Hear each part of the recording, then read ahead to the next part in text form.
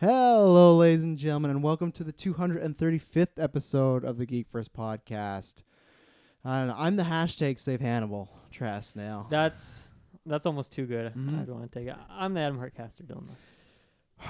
We got lots of stuff. We're reviewing Mandalorian. We do the first two episodes. We've done Luigi's Mansion. Taylor and I are doing Jedi Fallen Order. We got anything that Star Wars happening. You should just subscribe if you're a fan. We got lots of you guys did Outer Worlds impressions. What else did we do recently? I did a newscast with Taylor. We got lots of stuff. Next week we might do like a Game Awards thing. The nominees are coming up. I'd like to talk about those. So I would like to cover them. Yeah, definitely expect that next week. I'm sure Death Stranding will pop up there. So yeah.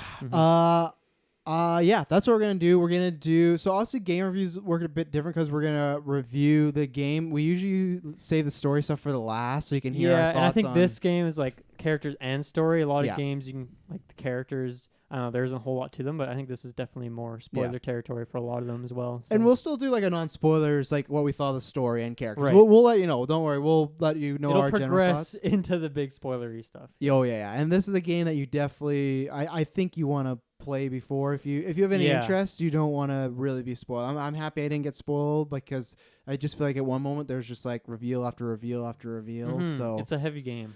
So I'm gonna lead it off. No, that's not what I said. I'm gonna let the great Dale Muss lead this off. So what do you think about Death Stranding? We were talking about off cast that our first E3 we saw this game revealed. We've been waiting for it and it's finally here. So what do you think? It's kind of interesting to think back on that E3 because that was the one that to me convinced me to buy a PS4 and I bought one probably within a few months of that happening because unlike Briggs who also said that and has still never bought one, but to me it was like it was Spider-Man, it was Horizon Dawn, it was the fuck is Death Stranding, it was Days Gone at the time which didn't I still haven't played that one but day PS didn't Plus pan we'll out. get it. Was Last of Us shown there as well? I'm trying to think, like have all those games come out now? No, Last of Us was not shown. And how about the Ghost of Tsushima, was that at that E3? I'm trying to think, like, has that first E3 that we saw Death Stranding, has all those games come out now? This is the last one to kind of cap it off. What was the first reveal of Ghosts? I want to say it was the year after the first Death Stranding reveal. I think it was, yeah. I think everything from that conference has now came and gone. Right, now. so this is the last one kind of capping it off. Yeah, last we might be wrong on that, but at least this feels like the one we've been waiting for, right? Because since that reveal, like, I don't know. That was probably the most interesting one to talk about because it's like, what the fuck is this? This is so strange, so weird, such a different direction. Like now that he's doing his own, Kojima's doing his own studio, and then every like E3 after that, just another weird thing with more actors that are in it, strange imagery, still never any gameplay. So it's just been like this. I don't know, this enigma, right? It has of like been, marketing. And even in the last couple months, he's definitely rolled out a lot more stuff. Like I think a month ago, there was like a 45-minute gameplay. I didn't watch that. Yeah, I didn't watch that either. And there's a point where I stopped and I was just like, we're not going to me, cover all it. I needed was E3 conferences. I was like, I don't know what the gameplay is like here, but and most of the time that's all I ever want from these things. But for this game, I was like, I don't know what it is, but I just want to find out for myself. And, man, it's been a wild experience just playing this game. I will say that I love it very much. It's super weird and not what I was expecting. Like I said, gameplay wise, I'd maybe seen like a minute tops of like what actual gameplay was like before this game came out. So I had very little expectations of like, or I guess like anticipation of what I should expect. And I think that did it, like that was to its benefit for me personally. However, I do think this is a weird game to recommend. Like I don't know who I'd recommend this to. I got to think about that, and I think we'll get there. But as for this game is just super unique. Very much feels like a movie at times, and it's just gameplay that I've never really encountered before. Yet it still has a lot of like harkens back to a lot of things that I really appreciate, things that I really love. So in terms of movies, funny we have this Inception up here. I do get a lot of Inception vibes in the character, in like the sci-fi elements, and even like this idea of like dream sharing. It's not the same. There's some trippy sequences. Yeah, there's like that kind of idea is kind of explored here in a different way. I get a lot of Black Mirror vibes just in like weird technological stuff, whether it's just like some quirk to a character that feels like that alone could be like an episode for Black Mirror, or just like overarching technology things and what it could look like in the future. And then obviously it kind of brings back to Hannibal as well, just seeing like a really dominant performance from Mads Mikkelsen. Again, it's different in this game, but it's just because it's a little more like wild and out there, whereas Hannibal's like a more realistic character in a sense. But even though they had trippy sequences as well, always, right, with the the deers, and he was always covered in black. So Mads is always into, and Caecilius, he's always doing weird stuff. I know it doesn't really bring me back to that performance or his Star Wars one. It's really just the Hannibal one, which is fun because that's so important to hear. I think because we'll get into the story, but it's a very sensual performance, and Hannibal is a very just like he's in your face, he's your friend, foe, you don't know. Yeah, there's no makeup on him. It's just his face. It's zoomed in, and he's just like killing that performance. So for like movies and TVs, that's where like it really calls back some of those things I love so much. In terms of games, it's just like a really weird spread where like it kind of reminds me of Morrowind a bit in the sense that like the questing system in Morrowind is very ambiguous. Like you don't, in that game, you don't have any waypoints or markers or anything. You're just going off like journal entries, but it feels the same in this game where when you're going places, like, yes, you could just follow your waypoint directly, but that's never really the best thing to do. It's kind of like planning your routes, like planning, like trying to be efficient with the directions you're going, things like that. And even just like thinking about where you've gone before, where you have experience with places. Yeah, don't go there. Don't go there. Yeah. Exactly. And then even like having to adapt on the fly based on like weather or other things. And then in that sense, it kind of reminds me of Animal Crossing of all things, just like making deliveries to people and how like, okay, what are the missions that I had again? How can I get it there in the most efficient way possible? And it's just like simple gameplay, like on a minute to minute level, but it's still really like satisfying. There's something like cathartic about just like making deliveries or something. Yeah. And then even like there obviously is Dark Souls influence all over this game, but particularly with the online interaction, where in Dark Souls you put signs down on the ground that will say like shortcut ahead or like bonfire ahead or boss something around the corner. Steep cliff. Yeah, people will put down like little tips and tricks and I think that was something that was really interesting in Dark Souls because it's like it has this online component, but it's not. I mean, there is also PvP in that game, but at least for the signs, it's an interesting thing. And a couple games have tried that since, and this does it really well, where it does have those signs, a little more colorful and fun with them, and they like move when you hit them and stuff like that, and whatnot. But then there's also this element of online interactivity where people are building things, and then you can see them in your game, or you're building something and getting feedback when other players are using it, which is really satisfying. So for games, it's like this weird thing where the gameplay minute to minute doesn't really compare to anything else, yet it still kind of reminds me of some different genres.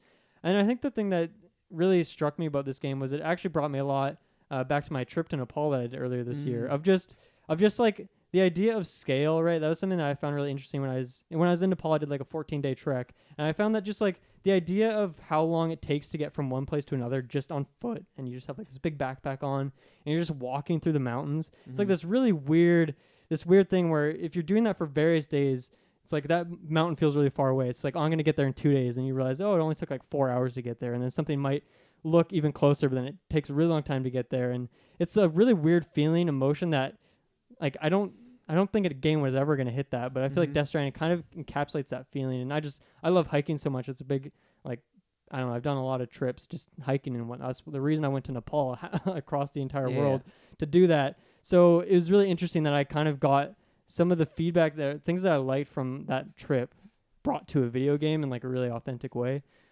So yeah, just this weird amalgamation of things that don't really fit together at all when you look at them for face value, but it ended up making this like really unique game that is unlike anything I've played before, and I just loved it. It's very long, and that works for the most part. I do have a few problems with this game. There's like little UI things, some things I'll bring up, and then I did have some pacing issues, particularly with like, I don't want to say the ending, but because it's kind of like I'd say maybe the last like 20%, 15% of the game, I do have some pacing issues, and I have examples. I'll explain those a bit later in the cast when we're full spoilers. But for the most part, like most of my problems are like little things that don't really take away from the grander experience of it. And overall, yeah, I just love this game, and I think right now it's really up there for me. I've played a lot of games this year, particularly in the last couple months. I've really been catching up on a lot of stuff. And so far, it's like it's in that 1 to 2 slot. Like at worst, it's number 2 for my game of the year right now. So it's up there. That's impressive. I'm loving it, and I got to catch up on like Luigi's Mansion and Jedi Fallen Order. I want to do that before Game Awards and stuff. So I handed off my copy to Kirkland today so he could play it. And like I just want to go home and play some more Death Stranding. Oh, I know. Yeah. Yeah, it's funny because like Dylan's talking about, it's been such a journey with this game, and as I compare like myself, when I was talking to Dylan when we were playing this game, I wasn't sure how we were both going to feel upon it, and mostly everything that Dylan said, I think maybe 100% I can agree. I think that's the best thing about this game. There's different experiences in it that we'll talk about, but I wouldn't have thought, because I always say on this cast, I'm easily the most mainstream gamer we have here. Like, look at my Gauntlet record right now. These past 2 months, I've been like getting rocked. So like all the games I play I've been like, especially look at some of my favorite games like the Batman games, stuff like that. I don't have the knowledge that you do in the in-depth as far as like the example. That's what I was going to ask you, because this is a game that I've never played before, anything like this, because I don't play the Souls. I've never played Mario, and it's also a game that I didn't think I would have liked. Because like on paper, you mean? Yeah, 100%. If you would have told me, because when I was playing this game at first, because even when I talked to you, I was like, we were both worried it might get a little repetitive and a little like, oh, we're enjoying it, but like definitely hearing some risky things on the internet. Well, last couple weeks, that right? didn't help too, yeah, because I was hyped for this game since day one, but it was the 2 weeks leading up to when people were getting their hands on it, and it was a very divisive game, which it's weird because when you look at reviews, it's still in like the mid 80, 84, 85 Metacritic, so it's still getting favorably reviewed, but still just like it sounded like the people that didn't like it really didn't like it. I had heard some things that made me scared, and I tried to stay away from reviews, but you hear them. I listen to podcasts where people bring it up.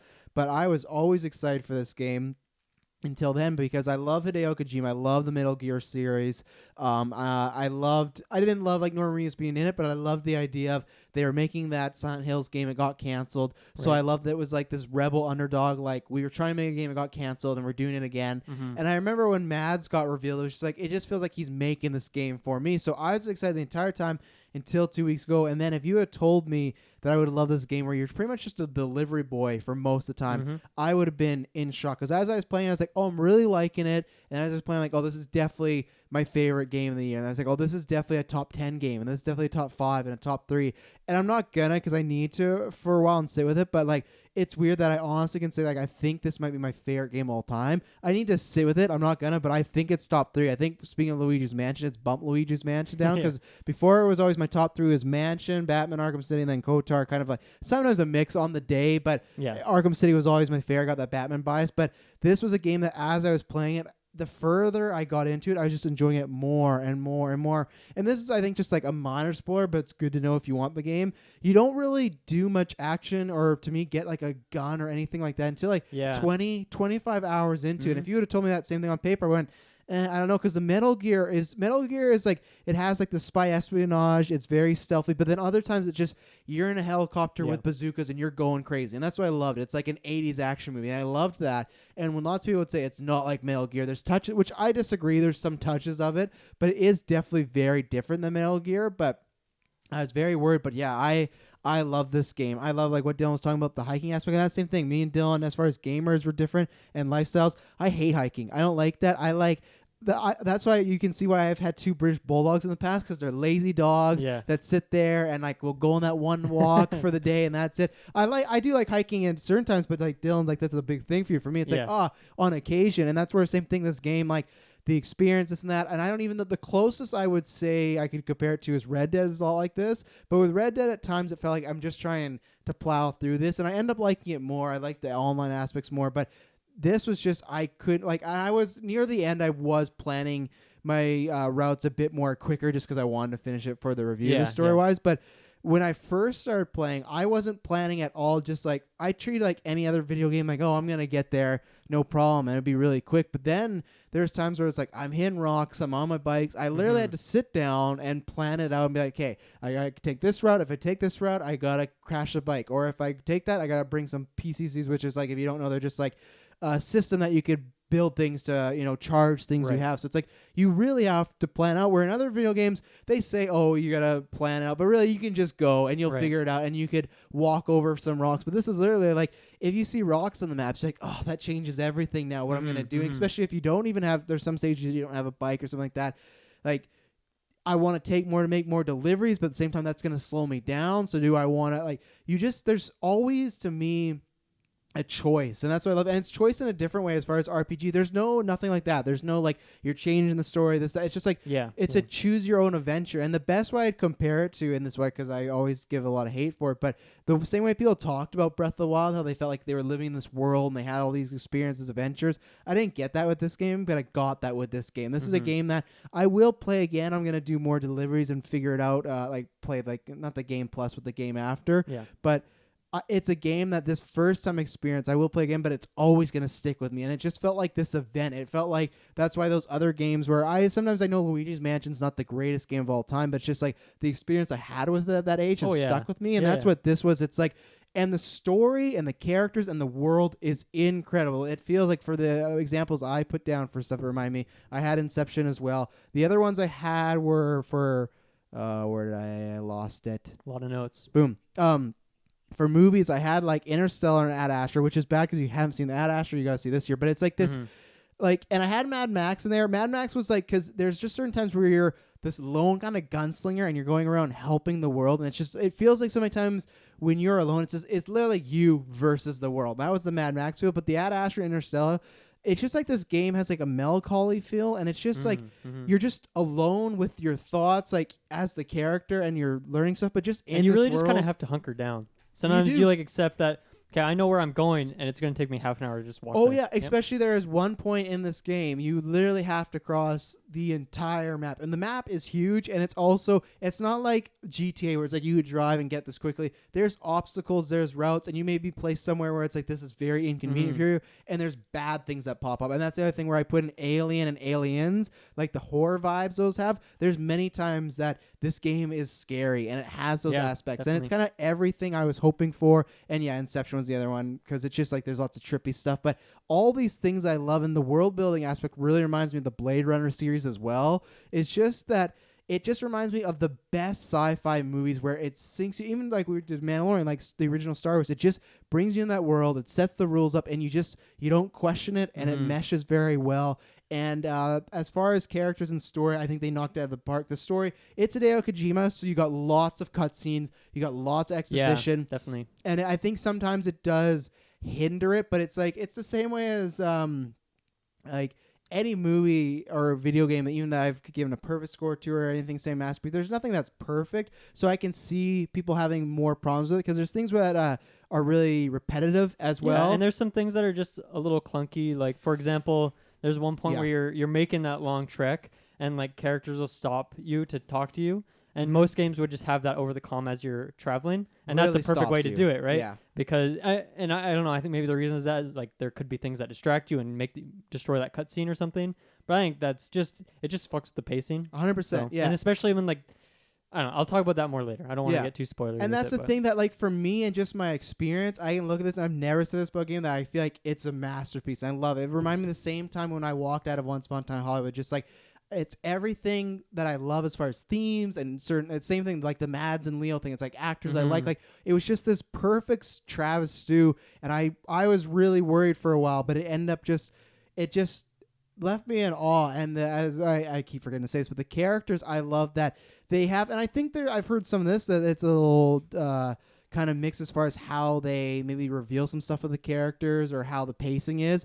But I really enjoyed it. That's where I felt like almost Pulp Fiction vibes. That like it's a story from A to B, but there's also just this kind of anthology feel to it. And some of the characters, specifically, I guess I can say for non-spoilers, but like Mama's story and stuff like that, and even Guillermo del Toro's Dead Man story, like the things that they did with these characters made them stuck out. They made them feel different, and I loved every second of it, and I applaud them because they could have just made certain characters just side characters and nothing, but you learn things about them, and it just changes the world. And yeah, and I also think we'll talk about story spoilers, but I think Mads Mikkelsen to me is like I love the guy, but there's a reason I think he just should be a shoo-in for that video game performer award. If he didn't get nominated, I'll be disappointed, but it to me is this is the other thing. I think it's the best well-acted video game, because we've seen so many times actor put in the video games, and sometimes it's seamless transition and sometimes it's a little This to me did feel like, sometimes it feels more like a marketing thing. 100%, and this to me felt like an animated movie at times, and it's to me the best performance acting in it. And I think they nailed the animations and whatnot for him in particular. There's a couple characters where there's some things I'll bring up, but I think for Mads they fucking nailed it. Like he looked amazing, and Norman as well. Those two, I guess. So I loved this game, and I who I would recommend it to. That's a hard question. Is certain people like Briggs was talking about? I think I would. Briggs played for like 3 or 4 hours at my place. Yeah, and he really liked it. Yeah, so, I think I legitimately would have to ask like, what video games have you played? What movies have you played? See, that's the thing. Like, I don't even know. Like, I feel like people might like the games I recommended for some reason. You would like Dark Souls for a certain reason. Mm-hmm. It's like it's not like it doesn't play like Dark Souls. It just has like some inspiration from there that's taken like just enough, right? Yeah. It's just a smidgen, and I feel like that's kind of all the things. Like even I forgot to mention Horizon Dawn, but it reminds me a lot of that in terms of the exploration, like the size of the world, beautiful. How you can go from like too. one side to the other without really loading screens. Like that's something I wanted to mention as well. Very little loading screens in this game, and there's a lot of things you can like skip through as well. That like if you do skip, it doesn't have like a loading screen. It just quickly does it. But yeah, like Horizon, just like the scale of it as well. But even though it does remind me of some other games, it's hard to say that like if you like those games, you'll like this, because it's almost like just little aspects of those games that are taken and put in here. Yeah. And I think one thing I want to mention as well is I don't have any experience with his games, Kojima. Like I've never played a Metal Gear game. Maybe like a little bit here or there, but I've never played one from start to finish. I wasn't a PlayStation guy growing up, so. Like, yeah, it's I don't know. I can't even recommend it from that point of view. How would you compare that to his previous works? Do you think there's any relation there, or is it just so far gone? I think there is flashes of it. The menu is honestly the closest thing to how that works for the pros and the cons, because there's so many times where the loadouts and everything can be frustrating to me. There is times where you select a mission and it will kick you out of the menu, but it's like, I got to go back in and I got to rearrange this, I got to do that. So that has never changed for him, but he has this, like, if you look at everything he does as far as the there's certain stuff like you shower in this game, or every time you make a delivery there's the same animation every time. That's very kind of Metal Gear. So it's all these little things. I'd say when it gets into like this game at times does get a little actiony. I'd say that's the closest, but really I wouldn't. And he kind of does like the meta commentary stuff in his 100%. Well, in this the game is very political, and it feels like it's very made in this like timeline. Like you can tell this was a game made from 2016 to 2019, because it talks a lot about America and it talks a lot about being together and stuff like that, which we're talking about spoilers. But that's why I think it is a lot like Metal Gear as far as the pacing of it, as far as the weirdness, the quirkiness, especially near the end, the kind of the BTs, and there's these things called skulls in Metal Gear. Near the end, he was starting to get a little bit more weird and horror-ish. So you could see, like, to me, the seeds were planted in that game to be like, he has something weird in his mind, but he's stuck in this like army like espionage game. So I think there is layers of it, but I don't think I could say for sure you're gonna like it if you like the Metal Gear game. I say there's definitely skeletons of Metal Gear, but I can't say that's a bona fide, but I think that's some of the best creators, because I think we did that the Tarantino retro, and I've always said Kojima is the Tarantino of gaming, because there's Tarantino movies that I love, but then there's ones that I still really appreciate, but like Inglourious Basterds, where I'm like, I appreciate how good it is, but I don't love it like you and Kirkland Briggs. And you guys would be the same with Django, where me, Kirkland, and Taylor. And that's where I feel it's like I always appreciate what they do. And there's always, you can feel the Tarantino, you can feel Kojima, but it's still so different. So I think I don't know. It's the recommendation is tough, because it's the same thing. I wouldn't have recommended to someone like me, and I ended up loving it. Yeah, so. Like a lot of people online, a lot of things I saw last couple weeks was like, oh, this game's boring. And I completely understand why a lot of people have that perspective. I did not have that at all. No. But I can see that. So that's why it's hard for me to recommend, because I think this is like such a specific game. Yeah. And that's the thing, like some things that got repetitious. If you're just like into the story, like I think the story alone is like, it's a really good game story. Yeah. Well, not even game story, just a good story in general. At that point, I could make the case for, and this would sound bad, and I'd want you to support Kojima, but if you thought the gameplay was boring and stuff like that, that's the point where I could say you could just watch it on YouTube if you're really wanting to, because I do think if you don't like the gameplay and you don't like the almost like it feels like day-to-day living aspects, it is a slog to get through. Like if you hate the gameplay, you're going to hate playing this game to get to the story, even if you love the story. But that's the thing for me, those day-to-day aspects, going home, showering, getting little stuff loaded out, I like that. I love making the missions. Yeah, sometimes the menu and stuff, like you were talking about UI, is not the crispest. Sometimes it still feels, I don't want to say dated, but just inconvenient at times. Well, it's just little things like you'll skip a cutscene and then there's like another cutscene that you can immediately skip. It's like,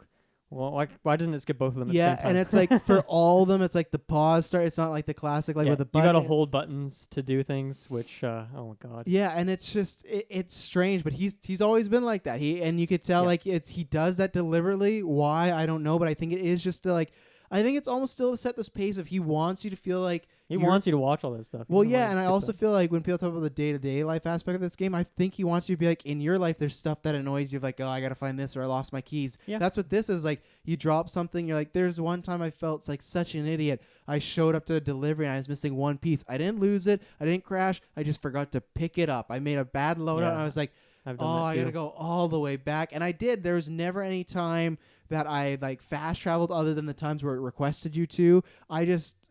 I loved that aspect, and usually sometimes I don't because I'm a fast travel guy. There's a real consequence to fast traveling. Yeah. So I like that. Yeah. It's good. What else do we want to talk about? I kind of want to just like, I don't know. I feel like. What did you feel about this? Is a non-spoiler. I feel like for a gameplay aspect, because this is something when I first started playing, I'm like, I'm not gonna like this game. Right. Was the leaning at first? I was well, that's the thing where I feel like a lot of this game, like that gameplay stuff. Yeah. I think is best experienced on your own and like learning it, because that's so much of this game early on is just learning how to actually control your character, like what is actually happening. The rhythm. And a lot of it is really unclear, and I have a couple times where I think that goes so far that it's a con. Some of it is due to the UI. Like for example, my first night of playing, I had to like just act like to make a bridge or something. I had to like hold a certain button. Right. I could not tell. Like it was so unclear to me what button it was. Like the thing on screen, it was like small. It didn't look like anything on my PlayStation controller. I fucked around with it for probably like 10, 15 minutes, maybe 20 minutes. I was like, I cannot tell what this is. I Googled it. No one had the answer because it's such a random obscure question. I know. And when you said so I messaged asleep. Travis. Next morning he had something replied, and then I could continue. I just had to hold the options button, which is just such a. It's a so weird choice. It's so weird, and I don't know. I was a little salty when that happened. And there's a lot of those where he doubles down, where it's like this means this, but then if you hold it means a different thing, and it's not even anything. Like to me, that's like the options is like a pause, or if you hold it, you can build something. It's like that's two completely different things. It should be like pause it to get to your menu and maybe hold it for the map. Like he does that with control schemes, and he's done that always. And it's not. And I agree with you. The other thing I'd say that. For a game, and this is the minor spoiler for Jedi Fallen Order, that's a game that right away it throws you very quickly into the game and it teaches you everything, but it's a very kind of basic game compared to this.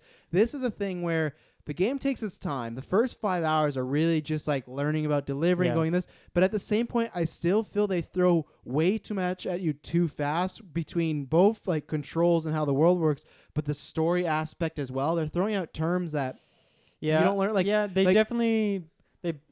They blast a lot of you right away, and then they trickle the information to you slowly, and then you can also speed through some of it by like reading emails. Like you get like extra dialogue things that you can read that will help fill up some world. Except once you get to near the end of the game, and you're getting like 7 emails every hour. I don't get me wrong. I did not read all of them. No, I know, but that's what I mean. At first, you're like, okay, I can handle this, but then eventually, it's like, oh. So I feel like that's the problem, which I'm surprised. Like it would be a con for me, but it wasn't enough to hurt it. It's a little thing, but.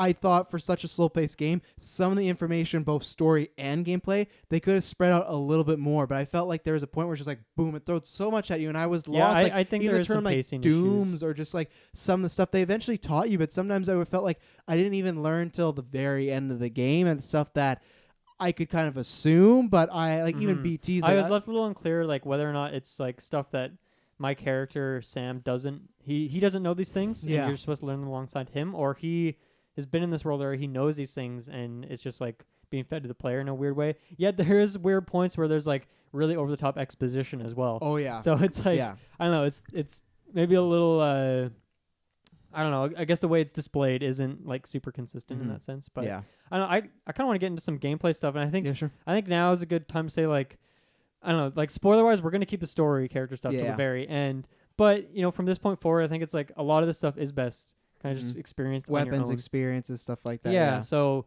unless you plan on not getting this game, if you own just an Xbox, then if you we're don't gonna fucking break it down. Yeah, if you don't like Kojima and everything like that. But where do you want to start? So what I think is so interesting about the gameplay, right, the minute-to-minute stuff is, as we talked about, you are a porter. You're just making deliveries, and so like how did he make that interesting? Well, the way he made that interesting is by actually having like a logical encumbrance system. You think about like how many games you can just like arbitrarily hold 150 pounds worth of stuff. This is like Bethesda games. 300 bullets. Bethesda games is huge on this. Like I just have 20 guns, 3 rocket launchers in my back pocket, 100 grenades. It's like, where is that stuff logically? It's not. It's just It's just somewhere, you just got to accept it. Yeah. And most games don't care about that because it's like that's something as gamers that we suspend our disbelief on that, right? Like because it would be tedious to have this in every single game, they don't have systems like this. But I found it super interesting that this game's like, okay, what is our core mechanic? Our core mechanic really for most of the game is just like carrying stuff and balancing your weight. Yeah. And I think that is brilliant. It's something that it's funny, me and Taylor on our Outer Worlds review brought up, I was bringing up Outward, that game I played earlier this year, just some small indie game, kind of did a similar thing where you have like your stuff in your backpack, and when it comes time to fight, you just like click a button to drop your backpack so you're a little bit more mobile while you do this actual battle. It was a cool little system, because I think, like I said, most games don't really care about encumbrance in a logical way, so it was cool they did there, and this is like that times 7, right? It's so good, like the way you can attach stuff to your shoulders, the way you can put them on your legs, you can put certain things in like your pouch, you can eventually get like a spot for your grenades, the way you kind of have to like balance it so that if you go too tall, then you're just going to fall over too much. And then I love that the right and left trigger are simply just like the actions of your right and left hand, right? Because that's used in so many ways. Like having one mechanic that does like many things is almost always beneficial if it's done correctly. And I love that encumbrance is something that's the core mechanic of this game. Such a weird little detail that most games don't care about, but this game, to focus on it, did it so well and makes for a really unique type of gameplay. Well, that's the thing, like you said, there's maybe, like the game you play, there's games that maybe touch upon it, but to take something that is just so thrown aside, something that's not worried about really in any games. Every once in a while you might be like, oh, you've gone your way, but even like that's the same thing. That's usually what it is. Just you can carry arbitrarily this much. It's a cutoff. Yeah, and one more feather, you can't carry it. And exactly, and it's to me that like in the gameplay way, it's a weird comparison, but I compare it to like the movie Joker, where Todd Phillips like, I want to see how a guy actually becomes a Joker. To me, Hideo, I was like, I want to see how someone actually carry all this stuff. And they go, what else are you going to do in the game? He's like, well, that's going to probably be most of the game. Yeah. And it really is. And that's what was, like I said, the same thing I wouldn't have thought was interesting to me, but it was fun getting the stuff.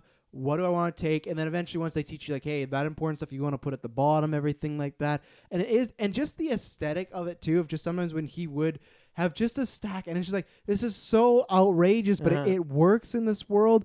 And it was I did, like I said, because I had seen, I think, if you like bump into a roof, if your stuff bumps into the roof, it's like, that's not just an animation, it will get fucking knocked right off. Yeah, and God forbid you go in a river that's just a tad deep, and like you get stuck and your stuff's gone. And oh it's my like, God. When that happens, then like 20 or like maybe logically 15 objects will fall, all just going down the river at different paces. Your character's like exhausted, so it's like, oh shit. Yeah. So you have to like run and go grab your stuff. I can admit I did drop a human character in it accidentally. In the water? I was always like extraordinarily careful when you had to carry the humans. So. Oh, yeah, and that's what I like, that it's in a way of, because I've never played the Souls games, and people have talked about like Jedi Fallen Order or similar to that, but I'm not that deep into it. Yeah. That's where there's no bosses, but the travel there's and a couple bosses. Well, I guess there is, but I didn't feel.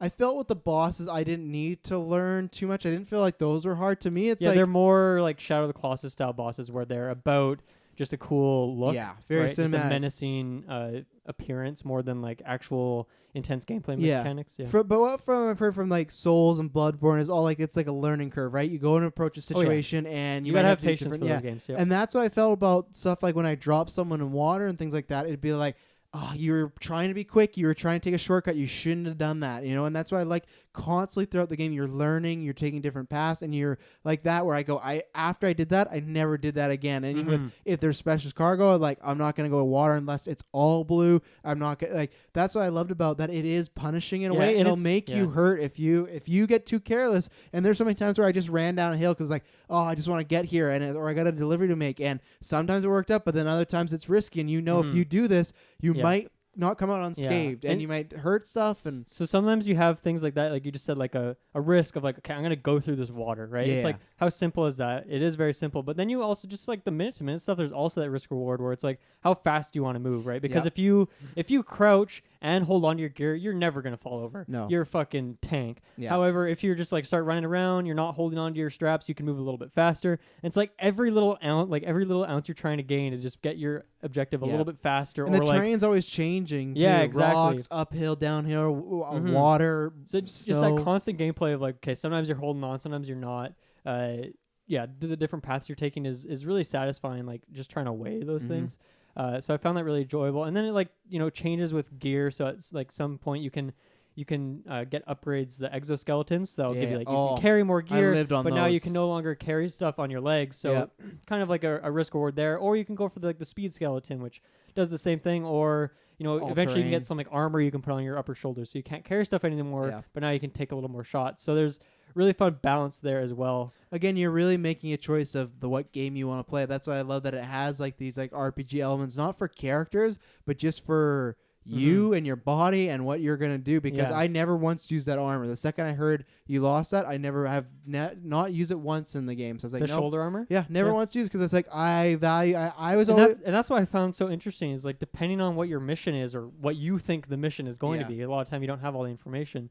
You can make those changes, right? So if I thought I had to go through like some mule territory or something, I might have loaded up on some armor. Or if I was like not carrying very much, like, I might as well throw some armor on. But yeah, it's like that's so cool as well, because something like, let's say you think you're going to get your objective really quick, then it's probably not worth it to bring the container repair spray so that you can like clean your gear, because you're going to get there quick enough. You don't need to worry about it. However, if it's a longer journey, you might want to bring 1 to 2 cans of that, because you might not be able to find any before you get there. And it's like, well, that adds like extra risk on, because you might... That might put you over the limit where you're going to take that topple and lose everything. And especially because there's an aspect in this game where there's certain things we talked about, the PCC, like you can't use if you're out of the network boundaries. And at points, because the map is all blacked out, you sometimes don't know when that next one's going to come. Sometimes it's right away, and it's like, there's so many times where I had like 4 PCCs for nothing or something, or I learned that early on of like, okay, you don't got to take so much, because at one point it's like, all right, I have 3 bola guns, I have this, like I have so much like for a huge trek, and it's like, well, no, if you get to this situation, you can buy some more. But then there are times where if you're light, you could be really hurting, especially if you get attacked by whether they're mules or the BTs, which I'm sure we'll talk about in a bit. But that's where I love that you didn't know what was going to happen, and that's why I think the first experience for me is always going to be this kind of like S tier I love it experience, because I'll play this game again, but you always kind of know that now going in. You'll remember parts on you and know, okay, I should prepare. That's what I'm for saying. this, That learning experience of it is really satisfying, because it is unlike any other game that at least I've played. Yeah. And to me, it's the game that I feel like even near maybe to like the 75% mark.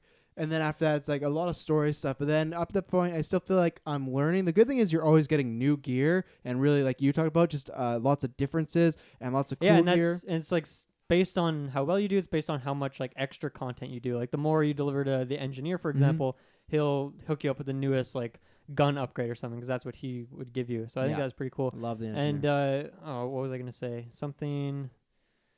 So the idea of like how much you want to bring on your adventures. Like if I'm going through a mule camp, maybe it's like I kind of want to bring a bunch of assault rifles. Yeah. But the thing, what I like about it is that like I never found an issue with buying stuff. Like I always had enough minerals, chiral crystals. Me too. Yeah. Like I never didn't have enough money to buy what I wanted. I wasn't just buying excessive amounts. I was usually just taking what I needed or what I felt like I needed. And so I like that as well, because it doesn't feel like super punishing. Like if you take something, it doesn't go well, and you have to like drop a gun or something because you can't carry it all. Yeah. That's fine. It doesn't feel like, oh, I made a grave mistake or something. And I think that's really satisfying about it as well. Is it is just like more for each mission at a time. You kind of just take it there, and then you can always just throw stuff in your locker, and who knows, maybe you'll come back to that location later. And, oh shit, I put this like these grenades in here. I can pick those up. And there was one time that happened, and I was like, oh man, like I forgot I was here. And then the other thing, sometimes they'll just like, if you do a mission well, they'll just put some stuff in the locker for you. And then I learned to actually use that, because I learned one time I think I had to fast travel somewhere, and I had a bunch of my stuff in the truck, but the truck didn't come with me, so I lost all that stuff. And it's like, oh man, but it's like I deserved that. I got punished for it. But that's as far as 2 little things I want to show with the gameplay is I guess it's just one thing, but I love the motorbike in this game, because I post on Twitter. It reminds me so much of the Dark Knight Bat Pod. It's just like the way it moves. It's fun. You got like turbo on there. It's I like the truck too, because you've been in the game. Is there a point where you can actually unlock the truck where they'll give you it, or do you always got to take them from the mule? Because I haven't got that yet. Really? Yeah. I got that pretty early on. Oh my god, I still have not gotten that. So I wonder if I've not made one delivery to somebody that has unlocked that. Yeah, I'm trying to think of who it was that like gave me that, but that's exciting. exciting. Yeah, no, because and, I was and like huge. the bike, you get the long range version. So that's the one that has like twice as much battery but less cargo I space. didn't use that one because I was always throwing cargo on the first one because I was thinking I love the truck because those were my deliveries. I was always trying to take as much as possible, taking 4 stops. Eventually, near the end, I stopped that again just to like get through the story a bit more. But that was my strategy. Like I'm taking as much as I can to get money, and that for nothing because I got no truck. That's a cool point as well because the different characters will, like early on in the game. Like, there's like 3 or 4 characters that tell you different things. Like, one's like, oh, you should prioritize doing these trips quickly. You'll get more points. Someone will say, hey, it's better if you take like a lot of stuff. People are really going to appreciate that. And then somebody will be like, oh, you want to make sure that it's not damaged at all. If you have 0%, people are going to be really happy about that. And so I like that there's not really an answer. It's kind of all of them, right? But each of the characters like push you in a different direction, which is kind of this like fun. I mean, he does that a lot in this game, right? Where he's like commenting on a gameplay mechanic through a character. Making like kind of a... It's kind of not really fourth wall comment, but like almost, right? Like 3.5 wall comment. I think so, and we'll talk about Higgs later. Higgs is like super he's the character that goes over the top for it, for sure. As for the vehicles, I wanted to mention as well that I like how fragile they feel. I like how weak they are. Like they are really fun. Yeah, not that fragile. They're really weak, right? But they're still like super, like they are really useful. It feels great to have a bike. Once you finally get it, it's like, oh yes, everything is so much easier now. I can take more with me. Yeah, some treks you need it. But yet I love how weak they are. Like they feel like paper thin at times. You go off like a 10-foot cliff or something and the bike just like blows up and it's like, fuck, like that was such a small little jump. And then even just like the idea of it running out of battery, like that can happen really quick sometimes, especially if you're boosting, especially if you have to go up a mountain and you have to use boost to get up that mountain, then you're going to kill that battery quick. And I like that because if you are screwed and your bike breaks, well, you're not screwed, right? You just take it on foot because the game's designed to be that way. Yeah. So I really enjoyed that system as well. And the truck, I found the truck honestly was a lot more problem or a lot more trouble than it was beneficial. For particularly going up hills, it just like starts to fall because the weight of it, right? It falls over. Like I found it really hard to go up a hill unless I just had like a ton of build up to it. So I like that they both have their pros and cons. Like obviously the truck, you can just carry so much shit. And it's like a lot tankier than the car. Good for deliveries, yeah. But yeah, it is a lot more awkward. So I like that the cars are in there, but they don't break the game, right? And they don't like make it so, oh man, now I have to walk again. It feels shitty. It's like they are so weak that they make the walking never feel obsolete. Yeah. It's like you always accept that, okay, sometimes they're gonna have to, like even with the BTs, right? They destroy the cars instantly as well. So you're going to have to get off your car anyway at some point. Yeah. So. I wish the only thing is I wish there was maybe a meter they put in to see how far away you could be till you lost your gear and it'd say, oh, you're getting too far. Because there was one situation where I had a truck, but it was terrain that I couldn't drive over. And then after that was BT. So it's like I have a really far away from my mission and that and that's where and that could just be the game that they wanted. Like, well, that's you use the truck, so that was the problem. But I wish even that I got a little bit of a radar. I know that's maybe like what do you mean? Like you would have like in that situation you wish they told you so that you could have taken a bike? Well, no. So So I would have put it in a private locker or something because then I'm losing gear that was in that truck. Oh, I see. Like you put extra. Yeah, stuff when in like the the yellow would come up, like, oh, you've gone too far, and then it gets the insult of like, oh, other players can take your stuff now. But it's like, and I can't go back. Or I would at least like if they said, hey, it's on the map, people can take it, but if you get back in time, you can get it. Where it would just be gone. And I wish there was some radar because I was just at one point had a really difficult position where, like I said, there was so much terrain where I couldn't take that truck there, but I needed to get this for a main story mission, and then I lost that and the truck, and I was like, oh, well, I'm really bummed out. And that was my thing with the I was sometimes screwed because the bike, other than the BTs, I never had a bike explode on me, but I was bad with the battery. I'd say the first half, bad with battery management, so I was a big fan of that first bike, but that was a problem where I'd put so much on the bike, and then if I have almost too much weight, it's like, oh, I'm really screwed now because this bike said I have no battery. What do I do with this gear? And that's like, oh, I gotta drop this blood. Like then I do, but I love that aspect. You're like, then it's like, what's the essential? Exactly. What do I need to drop? And it's like, okay, blood bags I'm keeping all the time. Will I need this gun? It's like, well, there's no mules here, but it's like, you never know what's coming. So it's like, at least keep one. That's what's cool too, is the guns, you can put them on the side of the cargo and they take up less space that way. Or at least the assault rifles, they take up like 2 slots, right? 2 squares, you could say. So you can put that on the side of your thing and it only takes up 1 slot. So you learn little things like that as well, which is pretty cool. Yeah, but I loved the vehicles, both of them. But yeah, the bike, it felt good because it's somebody, once again, talking about Breath of the Wild, I'm somebody notorious. I hated the horse mechanics. I hate traveling. And that to me is a big thing in games is vehicles and traveling. They need to hit that. And you got to get it right. Yeah, sure. I love the bike. I just felt like Christian Bale rolling around. I love the set. And that's one thing I should have said in the opening. Score, soundtrack, sound design. for the bike, for everything, the little movements, characters, the way they move, the where like the BTs, the sounds they make. To me, this sound design sounds like they may not be perfect movies, but the Star Wars prequels, the type of sounds they do and how unique they were was just like created just revolutionary as far as, oh, how'd you do this and what'd you do? And you see the watch behind the scenes of like Phantom Menace, they're doing all this weird stuff. And I don't know if they went into that depth and maybe they used some pre stuff, but what they use for the world, everything sounds so unique and so specific to that, but something different. I love that. And the score, it knows when to just be silent too. Oh yeah, I love the score. It had like this like synth like 80s feel to it, so like Blade Runner. And then I love the soundtrack. Tons of low roar on there. I love low roar. The only thing that I do is because of the E3 trailer reveal was a low roar song. They play that for the credits of this game, and that's when I discovered them. So obviously Kojima's a big fan, but I think it felt, I talked about that before, the melancholy feel, just this like, even when you're achieving something, especially the character of Sam, who is a very quiet guy, he feels like he has, I wouldn't say depression, but just a lot of weight on him, and not in like the sense of like he's caring, but just emotionally. And that's what I think this game was going for, a certain tone, and it nailed it. So I just want to say from that technical aspect, before I forgot, everything to do with sound in this game I loved, and even like stuff like the BTs, it was scary and horrific, and I loved agree. All that. I definitely agree. I don't think I have anything to add on those. Like I like the soundtrack as well. It is very distinct, and melancholy I think is the best way to put it, and that definitely encapsulates it. And it was like it feel like the music, because could you just choose to put stuff on? I think you maybe can. I think you. Well, I didn't check in game. I know you can when you're sitting back at home, but I think you can. I do. Okay. I think maybe there's I did something that once. I never felt like I needed to put a song on, but it felt like a lot of the times they would pop up at like just the right moment where you just climb this hill after just getting through like a bunch of BTs, and you can see some sun at the end of the time fall. It chimes in, and then the music starts, and it's like now right when you're going to Port Knot City, that happens the first time when after you get through that uphill battle, which is just like a brutal section where my bike got destroyed, the fucking BTs caught me, and I had to climb up the hill. I was getting dragged. So when I finally caught to the top of the hill, saw the city, saw the sunlight, I was like, oh, I can make it. Yeah, and that's the thing with Hideo. I feel like all that stuff is perfectly placed. We have some problems with other things, but as far as for me, like tone and everything, that stuff, even the score, like I love like the synth music when the mules kick in, and that's like the most action-y it gets. But I love everything about that type of stuff. So.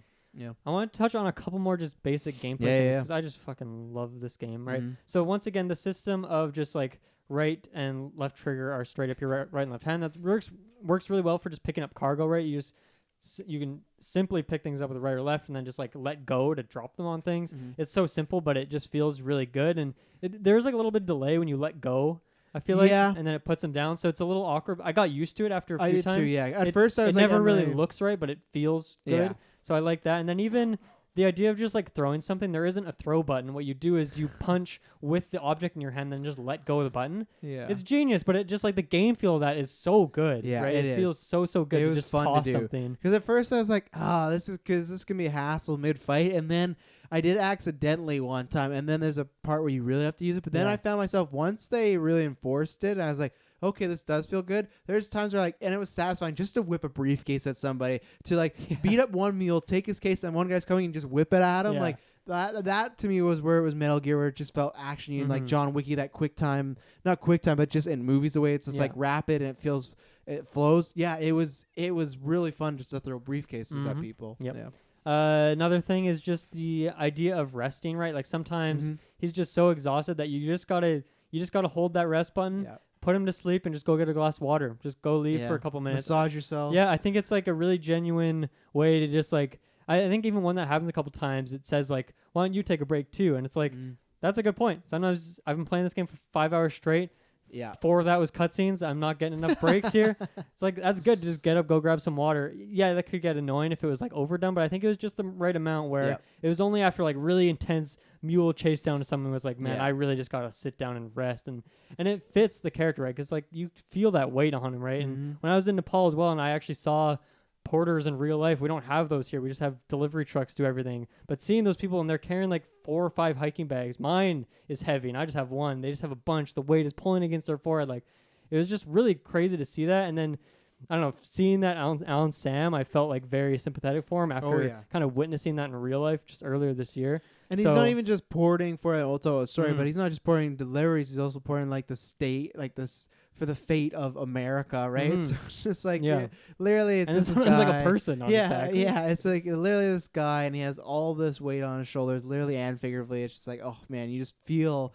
You feel what he's going through. So yeah, especially at the end where they're really hammering it home, like, we need you to do this, man. They're really like, come on, man, give me a break. Yeah. I guess a couple other systems I like. I mean, the battery we talked about for the cars, but also one thing we didn't mention is that when you go through the water as well, like it depletes your battery quicker. I think that's once again a good system because it really reinforces you to think about the path you're taking, and then also the battery that Sam has as well. Like depending on how much gear, like upgraded gear you have, it'll drain your battery quicker. So for example, the exoskeleton that makes you move faster, I found that uses a lot more battery quicker. Especially if you're sprinting, it just like drains your battery super quick.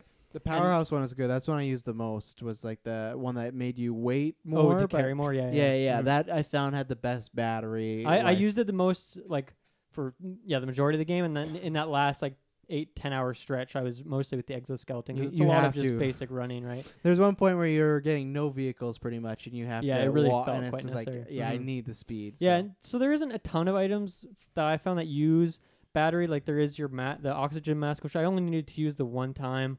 Yeah, I agree. What else was there? There really isn't a ton that uses his battery up. I used once, but then I didn't use again as the little Kel carrier that you can put stuff on. Oh, really? Yeah. Oh, I loved that thing. I ended up using that thing like all the time. Yeah. I always brought one with me. I'm gonna use it more this go around once I'm doing like deliveries outside. But I don't know why. It was just like I just think I didn't want another battery powered thing to really worry about it. I don't think that thing uses your battery. Does it not? Maybe if it does, it was never a problem to me. Okay. Well, I don't know if I ever used it with the exoskeleton. So I feel like if that did use battery and you had the speed skeleton, that would really drain it. But I love that thing. That thing is great because good to know. One, you attach it behind you, right? It's essentially like a floating wheelbarrow that follows you. It floats above the ground so it doesn't get fucked by the terrain like you would think it would. So that works. Sometimes it does, right? If you're like trying to climb a wall, it won't follow you because it's like, what is it going to levitate to? It doesn't go on the wall. So you really got to think about your path there. So it's not just a be all fixed. It doesn't just say, here's 600 more pounds you can carry. Like it is limited in its ways, but it's multi-use in a couple of ways. One, I mean, you can load a lot on there. You can have 2 of them that follow you. But the thing that I loved about it is you can just hop on it and use it as like a snowboard. So when I'd seen that. I was wondering what that was. Okay, now I'm definitely I saw that tooltip and I was like, that's kind of weird. And then eventually I was really, at one point you're doing a lot of trekking through the mountains in the snow, and I was like, man, I really want to try this out, and it is amazing. It's great because it's like it's an alternative to a car. You can't go uphill, obviously it's just to go downhill, but there is a lot of that you have to do in the mountains, and it really saves a lot of time.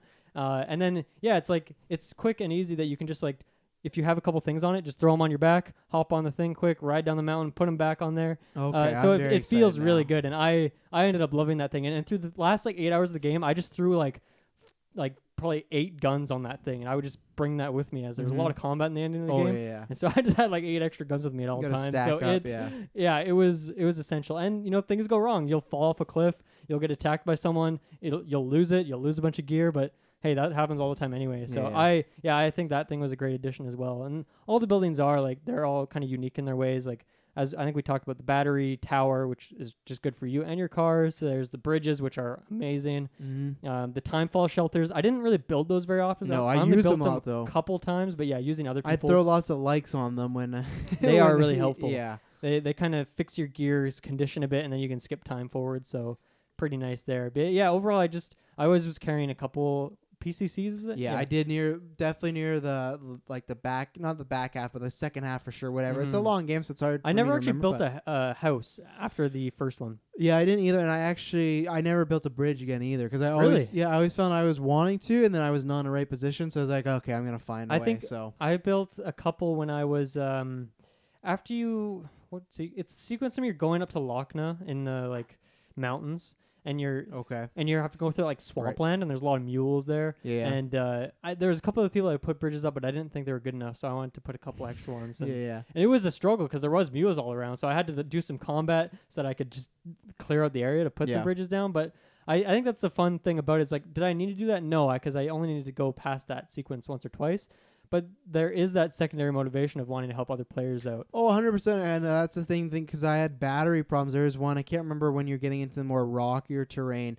There was one base I got to that had no battery around it at all. And I was like, why has no one put one here? And that was my biggest like one. I can't remember. I think when I last checked, I was like up to 350. And I was like, that's why I like the common sense of you either drive up and you're like, I'm happy this is here. Good job. And I'll like it. Or you're like, why has no one done this yet? The other thing was, there was one time where I was trying to BTs were there. I was getting black ring, and this was very early on in the game. And I really didn't know because I don't think they do the best job of explaining how to avoid BTs right away, in my opinion. So that's maybe like a little minor con. I caught on to it, but the very first times I'm like, okay, they're popping up. I know I have to crouch and hold my breath, but how? And then with the sensor, I was like, okay, I figured it out. So, but I think it was that it doesn't hold your hand for most of the game. Yeah, and I think it was just that again of like, it happened so quickly. If I maybe learned that on its own and then had some breaks, but it was just like, oh, I learned this and this. But I feel like there's tutorials for things in the first like 4 hours and then nothing. No. The rest of the game. Yeah. So I was at one point. What was I doing? Oh, so there's this rain going on, and someone had put the cave shelter pinpoint or whatever, but they put it like really deep in the cave. So where I was, you couldn't see it. So it was like it didn't really help me. So what I ended up doing, I put 2 more like leading to it because trail of breadcrumbs. Well, yeah, because you might get there and be like, oh, it's like this could be a lie. It's not there's not cover. But if you get to it, you'll see another one, then you'll see another. And that was what I did because I was like, I can't see this from this far. It doesn't help me at all. So that's what I love. I know we talked about the online aspect, but I loved that aspect because it felt like obviously everyone is playing as Sam, but it feels like in your head canon, these are people all in the world. Well, they living talk their about own like adventures. multiverses or dimensions and stuff, right? So it feels like it fits. Yeah, I love that. I'm as well. Sam. Anyone there? Yeah, it was so fun. And then I was just like, I am here. It was just that's such a weird Kojima thing. But yeah, I loved all those aspects of the online stuff, and that just, like I said, my headcanon made me just go, oh, it's another world where there's other porters out there doing their things, and it just it livened up the world because you don't see that many people out of their bunkers. If like for you see it. I saw porters maybe 3 occasions. Yeah. For very minor spoilers, everyone lives like underground because it's dangerous to be out, so you don't get that much human interaction. For a while, for honestly the first 6 or 7 hours, I thought that there was gonna be like some twist where there's no people alive. Oh yeah. And like it's all holograms because I was like, have I seen anyone in person? No, because you see Dead Men and Die Hard Men at the start of the game, but they're just like holograms at that point, I'm pretty sure. So I guess you see Fragile. But I didn't know if Fragile was real or not for the longest time until she's teleporting around. Yeah, until other characters. Like, and that's not a big spoiler. Just sort of like, oh, you met Fragile, but like there's times, especially the way you meet her, I was like, this is kind of weird. Well, yeah, is this a figment of my imagination? Especially, I'll say that for the story, but there's certain signs, and that's the Inception part, where there's many times in this story where you're a little off, you don't know what's going on. So yeah, definitely little dream sequences. Yeah. I think the last thing I want to mention on like just the basic deliveries is, so they do switch it up a little bit with things like maybe the car you have to carry can't get wet. So you have to make sure you're not going in water at all. So that changes it up. Or the matter bombs. Yeah, the bombs were a pain in the ass. Especially because you're going to the most rockies there. There are bombs where it's like if you take a bump, you go in water, you go down a hill wrong, it loses 10%, and you got 100%. So if you go there, it just blows up. Good luck using a vehicle with those things. Yeah, I learned quickly the bike that I loved was not going to help me there. Yeah, it's like you're gonna take the old Shoelace Express. Yeah, you're gonna have to take a long trek for this one. So. Yeah, so I like that. And then even as we kind of mentioned, a couple times you have to carry a human on your back. So that's really awkward the way it messes with your weight. And then you can't carry very much extraneous stuff on top of that. You could maybe put stuff on your shoulders. You can put a couple things on the back. But really, you just got to go bare bones for those. And that's like the scariest ones of all because you're carrying a human being. So I like that they mix it up a little bit there that you can, I don't know, just have a little bit switch up with the formula. But even then, it was so much fun for me just like plan, okay, how much do I want to take? Like, that's an extra 50 pounds if I take on that order. Eventually you get like a robot you can send out to do little cheap orders for you. He always is terrible at them. I know, they come back at D because you get report cards if we haven't said like on your delivery, and that all has to do with like time. Yeah, people are mad. I'm like, I got better shit to do. Like, I know, and I always send them on the ones that required lots of weight because there's one that was like, oh, like 150. I always tried to just send him on one where he wouldn't have to go through mules because I didn't know if he'd be able to make it. Oh yeah, I don't know if they actually go or if it's just like a simulated thing. I think that it's just a simulated. I think that like What was I gonna say? That would have been cool though if you could have bumped into him. But yeah, I'd always send them heavy ones or ones that are very long. Like I'm not getting back there for a while. But yeah, no, the human thing was fun. That's where I almost did kill a human though, because that was the one I dropped in water, and it was like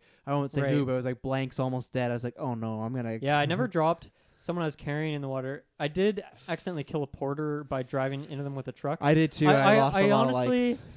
The sick part of me wanted to see if I could. Yeah. I want to see if the game would let me, and I got like demerit 100 likes on that one. I did accidentally because I thought he was a hologram, so I just drove past him and I just blew him. But that is satisfying, not him. But when you get to the mule camps, these are like that's why you guys see Ad Asher, because they have a thing in the movie very similar to that. These are just people, terrorists that are gonna take your gear, and I just love like on the bike just clipping people and knocking them out. It was best. I would ask though, and this isn't two story spoilers, but did you kill anybody? Because they tell you not to, right? They say it's best not to kill anybody. Like mules and stuff? Yeah, like not like in story when maybe it dictate to you, but did you ever just take a gun and shoot somebody? On mules, I only ever use the bola? No, not the bola. What is it called? The assault rifle, the non-lethal assault rifle. Okay, yeah, I did too. Yeah. Okay, I was just wondering because I've seen what does happen if you kill somebody, but I never did. Ooh, which is what? What if you kill someone, it creates a void out, and it's really? it like all sinks. And it like I've not seen Is animation. It like a permanent change on the map? I don't know. I've only seen a photo of it, so I'm gonna do it now eventually. That's something I should have experimented with. I know I should have too, but I was all like, yeah, I'm not gonna kill anybody, and that's what I love about too.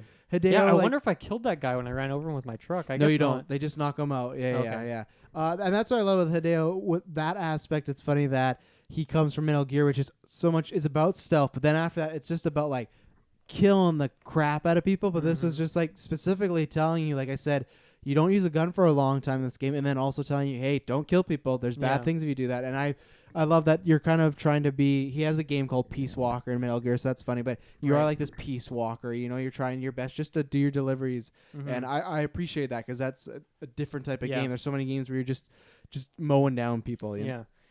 Let's talk a bit BTs or mules. Let's talk about one of those. What one do you want to talk about? We do the mules. I think that's quicker. Okay. I like them. I think they added a nice aspect to the game.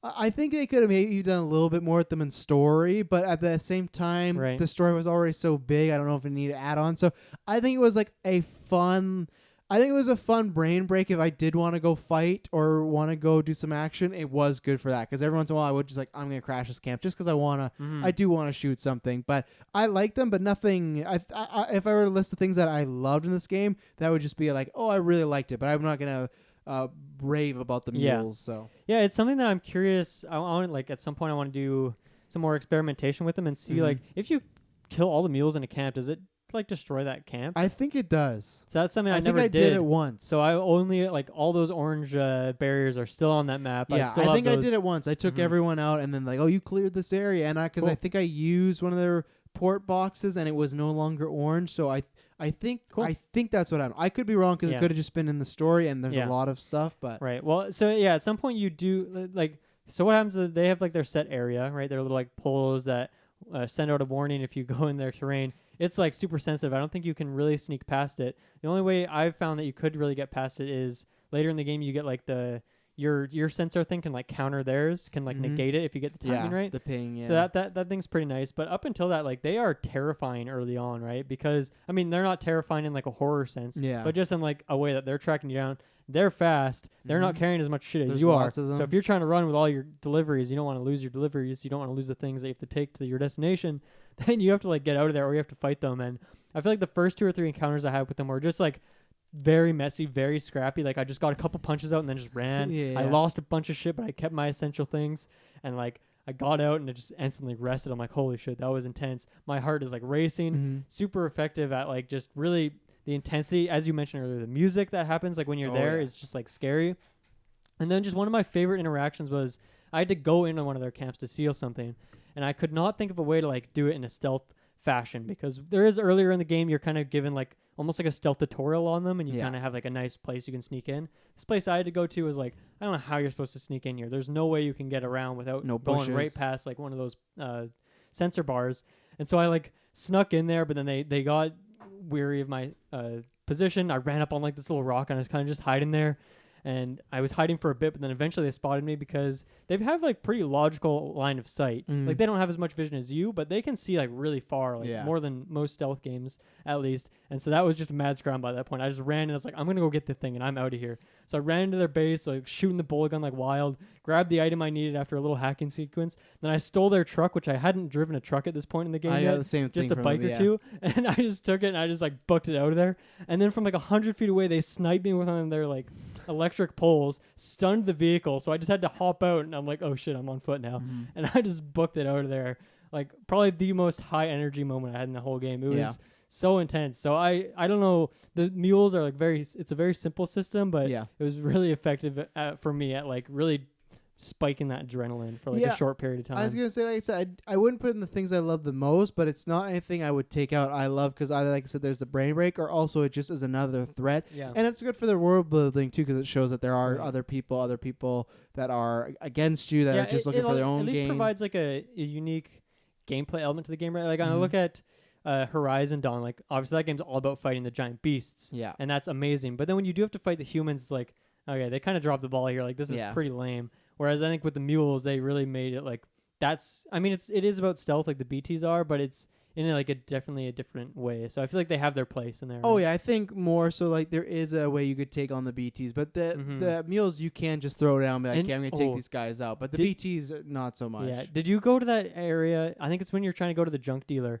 and you have to like go through this. It's just flat land, but there's like little cracks, little crevices. There's with like a bunch of water and everything. No, there's no water. It's just like there's a BT can. It's right from like the main, I don't know, the main distro center, and you have to go to the junk dealer. And it's just like there's just these giant like canyons, ravines almost, not of water, but like I don't know, because before you're there, you don't have the bridges. No one's set those up yet because you don't have the chiral network. And that was like a really scary area to get through. I can't remember. Because like I just fell in there like multiple times. My bike didn't make it. I tried to climb out, couldn't find the exit. Was trying to throw up ladders, but there's dudes shooting me. It was fucking intense. Oh, yeah, no, I didn't have that experience. No, luckily. I think you may went around a little bit safer or something. I could have, yeah, because there's sometimes where it's like, I don't want to fight these people. You know, I got too much. Because one time I learned that the hard way where I went to fight them. I went in the middle of their camp. So many of them showed up. They killed me, and I lost all my gear that I had on me. I was like, so I was like, I don't want to do that again. I've lost a lot of stuff to those fucking mules, those damn scavengers. Yeah. How about the BTs? How'd you feel about those in general? Like I said, those are like the core stealth mechanic. Yeah, like I said early on, I didn't love it because I just felt, again, it was too much too fast. I didn't exactly understand how, and I feel like, I don't know why I missed exactly I didn't even put it together right away, like the little sensor you have on your shoulder. Like, I knew it had something to do with it, but I didn't. I don't know if I misunderstood it at first, but like I said, at first I was not a fan of it, but I was like getting frustrated. But I love the design of it. I love that they usually come at such an inconvenient time, but then near the end, I just felt like a pro at it. I feel like, I can get past this, no problem. Where the first 50% of the game, I was worried every single time. And I'm still worried because it makes an inconvenience. It changed the way you play because, like, I got to ditch this vehicle. I got to change some things up. But I really like them. That's the horror aspect. And I love the, like, obviously I hate it because when you get sunken, at first there's just, like, the tar. And it's like, oh, this sucks. But when you get sunken, that was, just these mini boss battles, that was something I was not expecting. When it happens the first time, because when it happened, I just I died. They like swallowed me up and just suffocated me. But if you haven't played the game, if you get caught by them, there's a big kind of tar that comes up, and like tar people are trying to tear you down, and you can fight out of it, but then you might be pretty losing much gear. just like shaking them. Yeah, you're shaking them. You could jump, and you can get past the star. But if you don't, they'll pull you down, and then they literally just like pull you into it. You go through almost like if you were in a pool and someone was pulling you through it. You come back up, and then there's like buildings and cars floating, and you're just in this ocean of tar, and you either got to kill this huge tar monster that's going around, or you got to escape the red ring. And I usually escape that depending on the mission, just because it's like I might not have the gear for this. But when I killed my first one, that's when I shared that I have the high ground gift, because it was just like they even say that, like, just get the high ground. I was like, okay. But the first few times I was getting rocked, I was losing stuff, I was dying. But once I learned, I was like, okay. And then near the end, I'm a master at it. I won't say a master, but I feel confident now when I see them. Yeah, I I think they're a decent. Like I like them from the horror element. Like I think they are properly scary. Yeah. And just like the way sometimes the scanner just like starts going crazy and you're right beside one. It takes a while before you. The atmosphere of them is good. Yeah. It takes a while before you get like the insta kill on them, like the insta stealth kill, which is interesting because most games give you that for free. Like if you sneak up on someone, you can just crack their neck or whatever it is. It's an insta kill, but you have to wait until you unlock that. Yeah, and it's quite a while. It's quite a while. And then even when you get that, it's like that usually alerts other ones, so it's like a risky thing to do. I think my problem with it is once you do get caught and all the tar pops up, I found it was pretty much the same thing always. Like you just start running away from them, eventually get out of the zone, and it kind of just disappears. And I found by like the 5th to 6th time that it happened that it was just kind of an annoying interaction more than it was like interesting gameplay. It wasn't really like I think part of it is that there isn't really consequences, and I think that is I want to say it's a good thing, but at the same time, maybe that's why I didn't like it as much, because I didn't feel like it really mattered. If I did get caught, I could just repatriate, and it was like, whatever. No big deal. But I never felt like I had enough gear to fight them. So I always just ran away. Maybe that was my problem. Maybe I should have tried to fight them, and I would have got like a more interesting scenario out of it. Yeah, no, I tried a few times and that worked. But no, I can agree. I think I like it just from the more atmosphere, like even when it's raining and then the rain turns into black rain. So I liked. Yeah, I love the environmental aspect of it. I think I liked the idea of it more than the gameplay of it. So I think some of the sequences really work though. Like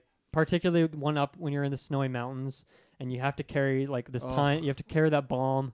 And it's like it's fucking intense because you can't see 10 feet in front of you. It's so snowy. So I think sometimes it really was effective, and other times it wasn't. But that reminds me of just the blood mechanic. I think was really good in this game because blood is your HP. You get like 1,000, and it kind of as you get hit, you lose HP. And then if you have a blood bag, it will just slowly like intravenous, almost like just kind of slowly reflows.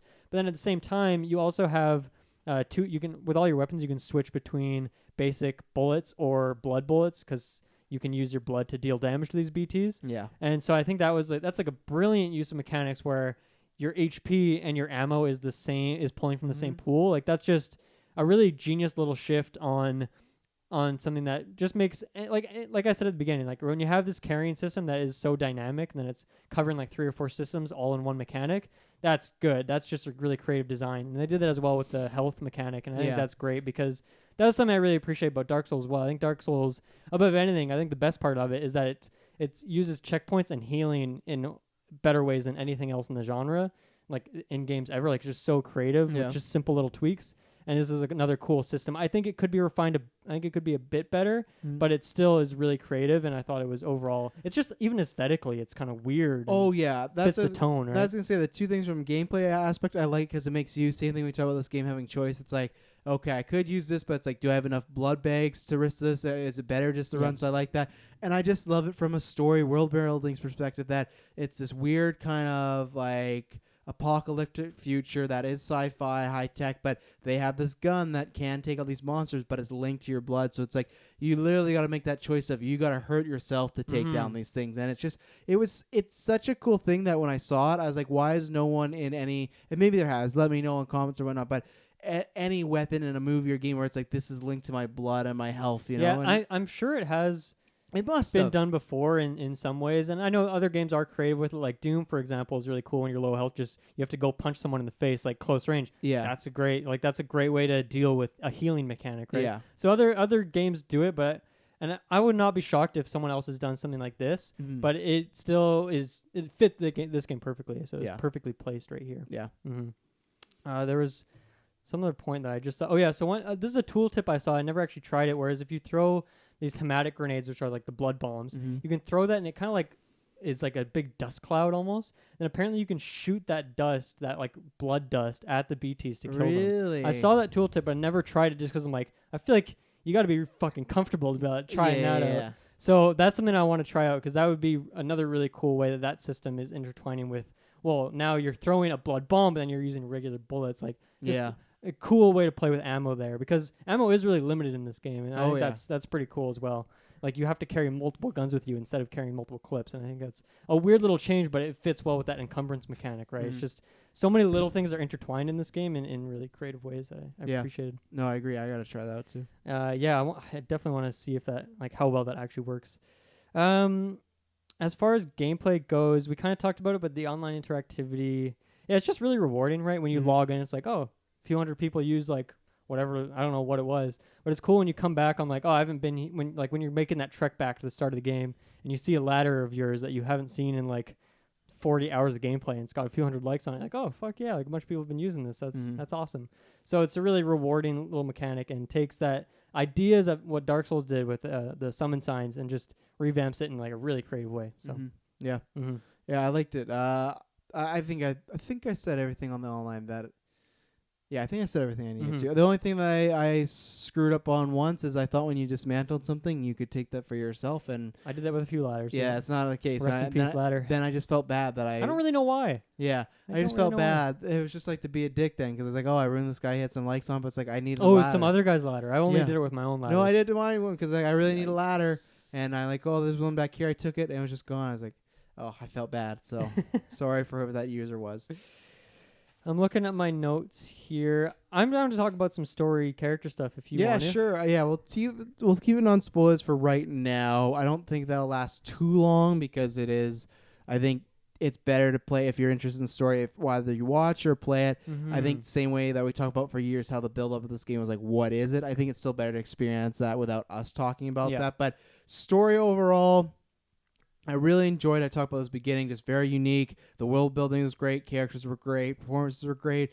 I think it was something that was different. It is a bit more, I won't say mainstream, but easier to follow than what he's done in the past, because the last Metal Gear and the ones previous after that too, we're just getting some territories where none of it was really making sense, and I was going to worry about that, because that was always the thing with Metal Gear 5. Like, I love that game so much, but the story, I can't say it's great, because it's so wacky and it doesn't make much sense. But this one, it makes sense in the rules of the world, and there's some great twists in there. I think it's paced very well. I think there is some slow parts, but at the same time, I think he just does that deliberately to make you really feel like this character or to sit with it. But those movies we listed are types of games as far as the sci-fi twistiness. I think you'd appreciate it then. But I think it was a great story, because it's just not stuff obviously I could think of. You know, there's certain twists that I figured out that I will talk about in spoilers, but I think it was very well done. And I think even the way they would tell certain stories, like the way they told Mads' story, I really, really enjoyed. Yeah, so they did that really the story was a knockout home run for me, I think, for the most part. I don't think I have any cons, to be honest. I think it was very well done. It's up there with some like my favorite sci-fi movies. So yeah, that was all good for me. Yeah, for me it was, I mean, the highlight was definitely Mads. One, because he's an actor I'm very familiar with. I've seen him in a few things now. Obviously, love Hannibal. #save Hannibal. But then, yeah, there's a few of these people, these other actors that I'm not so familiar with, or I've seen only in maybe a couple things. So, like Margaret Qualley, for example, I've become a big fan of her recently. From Once Upon a Time in Hollywood, of course. I cast her in one of our recent fan casts. Go check out our Marvel Knights fan cast if you want to find out for who. But yeah, I'm a big fan of hers now. So I didn't even know she was in this game, honestly. Because I don't think she was in any of those E3 trailers.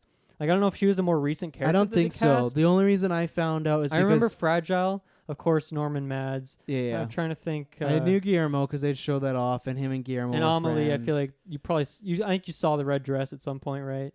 Yeah, I knew about that because that's Lizzie Wagner, and she's like, they de-aged her. She's like a 6-year-old. But yeah, the only reason I knew I think I saw her in some promotion material, but I just knew because I had also looked for her, that fan cast. I thought, oh, she's in Death Stranding. So yeah, so I didn't even know about that, or maybe I did. I forgot about it, but I really loved her performance and her character. Yeah, it's a very intense, emotional story. My favorite next to Matt, I think Matt's be my favorite, and then Sam, because these are our protagonists up there. But I put her up there just with Sam as well. Like, I really enjoyed her and her story. Yeah, I mean, Sam, a lot of it is.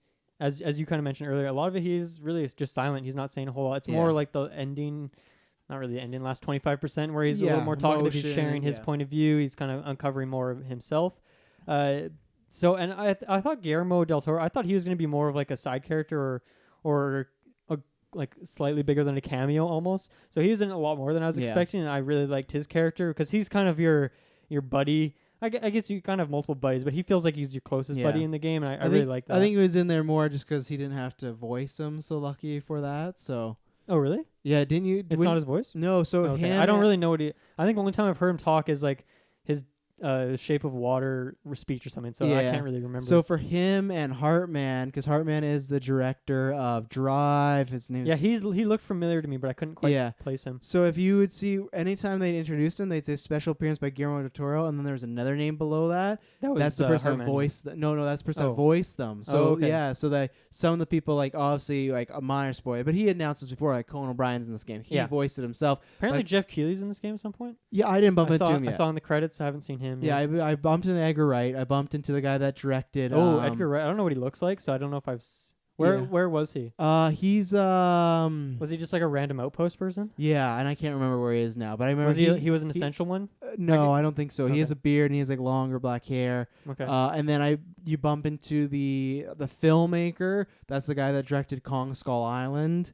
He's the guy that has the big beard. And yeah, like Indian guy. Yeah, and he's also directing the Metal Gear Solid movie If It Happens. Right. But he's directing that. I wonder who, because I saw in the first area, there's kind of two main play areas in this game. There's a couple other like special areas. In the first main play area, I saw there's a musician.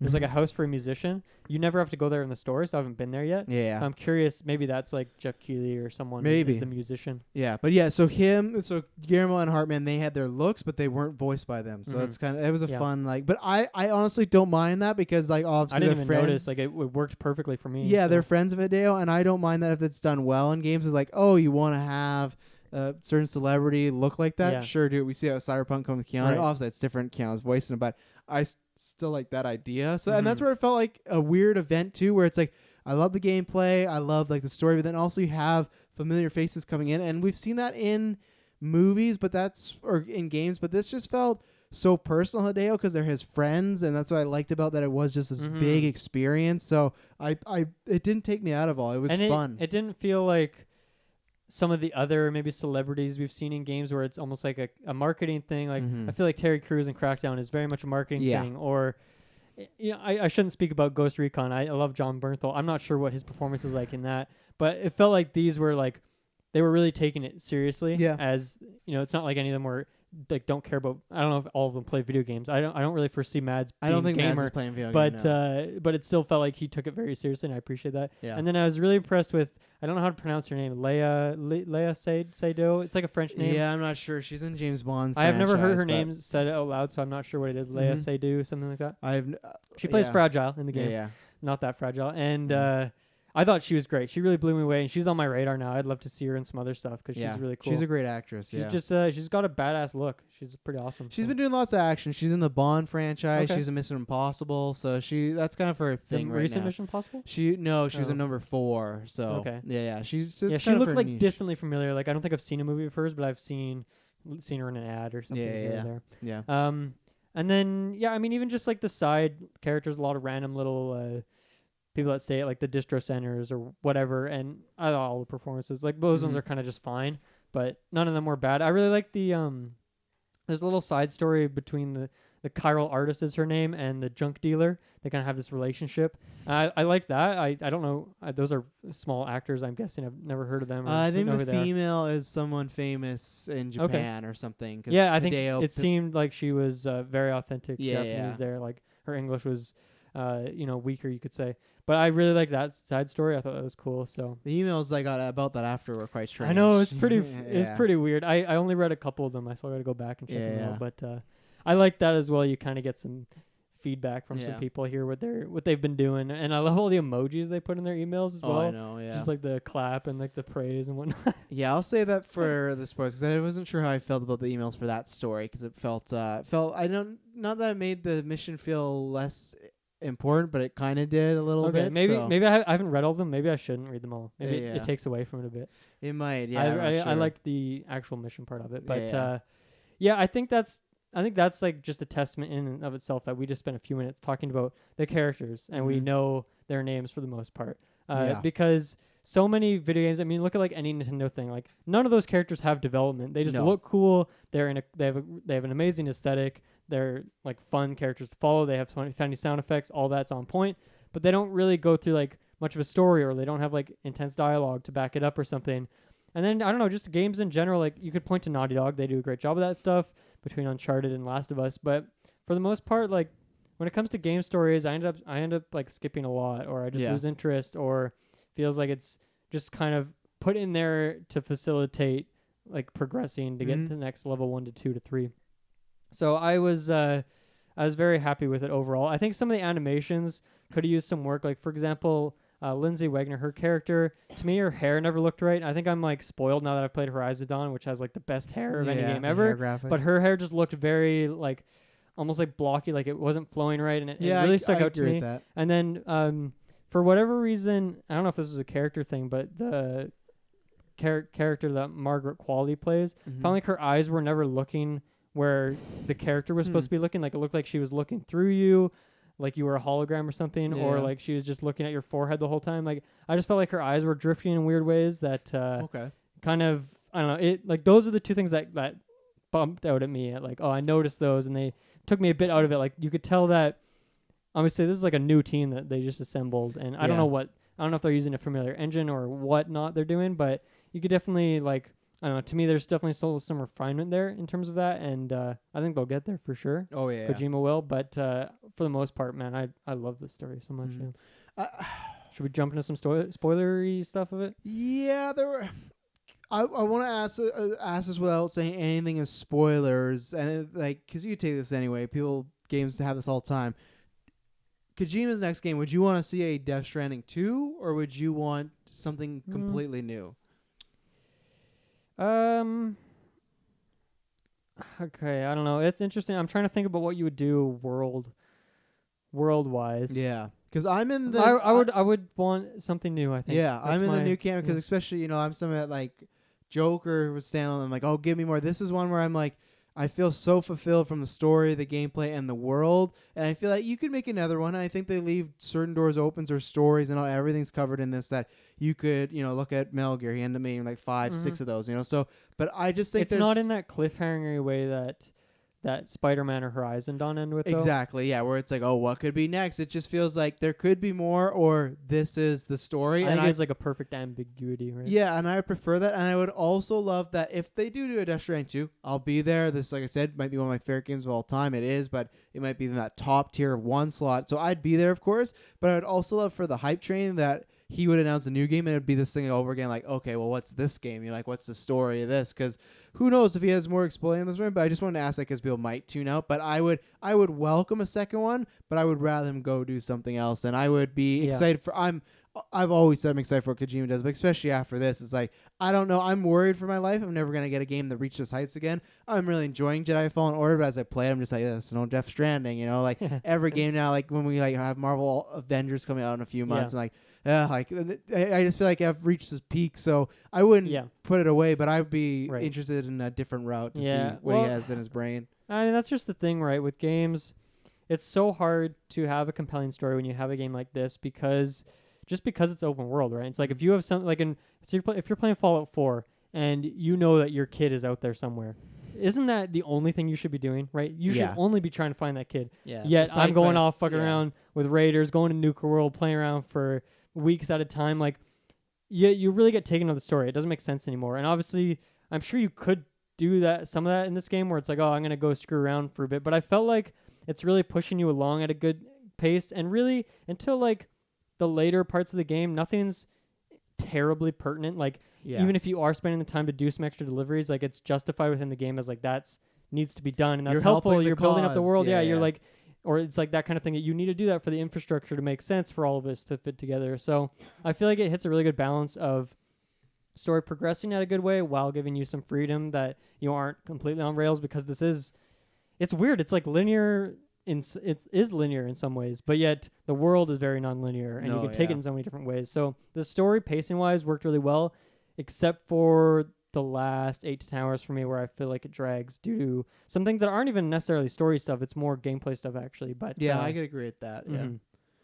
Jumping into our spoilers. Yeah, let's jump into some spoilers. So if you've stuck the whole way through and you're worried about story spoilers, now's the time to drop out. If not, you know how that works. You've listened to much podcasts. If you're not going to play the game, go watch some cutscenes. If you're waiting for PC like Briggs is, then good luck trying to avoid some stuff. I mean, I'm sure there's so much in this game that even if you hear a spoiler or two, I don't think anything will like ruin the experience for you. Or some games, I've heard a couple like spoilers on like even one detail of the story. It's like, oh well, that's the whole twist. Now the whole story has a little less allure. Whereas I think you have to understand so much of the world for the story to even make sense. So. And I don't know. I think a good thing is for that, if you're trying to avoid, hopefully for PC players, it's not like a Jedi Fallen Order that has such a mass appeal. This is like, I feel like people will be playing it, but it's not going to spread as quickly as wildfire. I cannot wait to see the NPDs. I don't think there's going to be DLC for this game. You're not going to be hearing more of this. Like, after Game Awards, after this year's done, like, I don't think you'll be hearing much about this game. No, other than people debating in if the it's news, a great right. game or if it's a bad game. Yeah, people will talk about it who love it like us. I'm sure we'll bring it up a lot. But unless, like there's not going to be new content. It's not like you're going to see a DLC trailer that like spoils something from the main story. Yeah. And I should have said at the beginning when we talk about like people liking or disliking it. To me, this feels very comparable when we've like reviewed Hereditary, Midsommar, Lighthouse, where it's just like I've been in an experience where I've loved those types of movies, where I've hated them, where I don't get them, and this is a game that I think all the complaints I've heard are justified, all the praise I've heard are justified. It's just kind of how it hits you, you know. Yeah. So we'll get into story spoilers now. So where do you want to talk about first? Because there's like a lot to talk about. There is a lot. Do we start with the? I feel like maybe a good place to start with just talking about some individual character stories, unless you have a better starting off point. I say we could save like the side characters, even though we love Mama, maybe to like the last, because those I think we not rapid fire, but talk quickly because they're in the big story, but it's more about their whatever.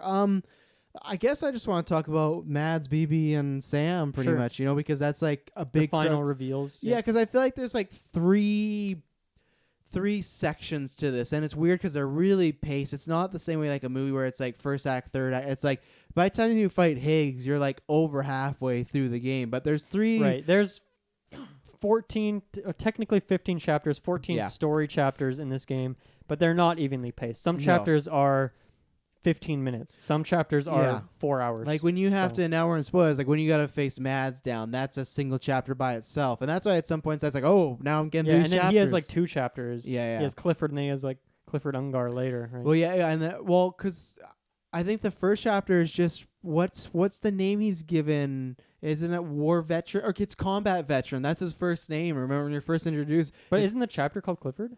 I don't. Because I'm pretty sure you learn his name during that chapter. Yeah, maybe you do. Yeah, but that's what I loved at first when you introduced him. You have to keep in mind, he's just this game's like 50 or 60 hours long. Yeah. So for us to pinpoint exact moments, tricky. That's what I love when we met Mads. It was just combat veterans, Mads. And obviously, you had a lot going into because after Norman, he was the second one he revealed. And just that, I remember the E3 or the clip reveal of him. It was a trailer of like, he has these guards spawning in and the everything. Sewer, with the like baby floating in the water. Yeah, and that's what I love with this game. He was like my favorite part as far as acting, but also story. You never knew until the very end what was going on. But as far as like the big bads, it was really divided into you had Higgs, then you had Clifford, and then you had like Amelie / like the execution. Die Hardman, like a kind of a red herring almost. Yeah, exactly. Yeah, the extinction entity or whatever. Right. And so I liked that. I liked them all for different reasons because they stood out. I loved that Mads was like the tragic villain.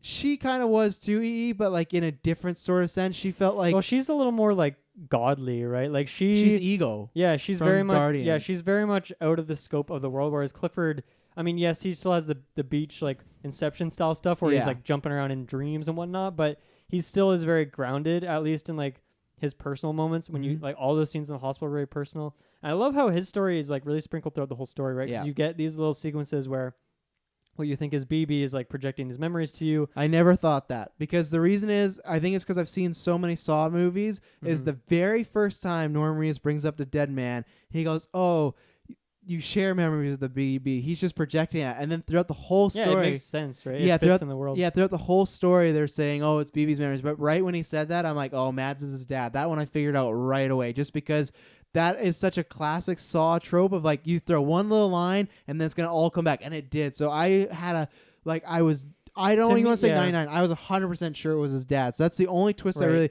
obviously couldn't have figured out. Yeah, that's something. Amelie's twist that she was this entire fucking beach. Yeah, that one's a little more out of the scope of like being able to conceptualize that. The Mads one is interesting because it is very much sprinkled throughout, and then there's at some point where they're talking about the timeline, or they bring up the timeline of it, and they're like, it doesn't how.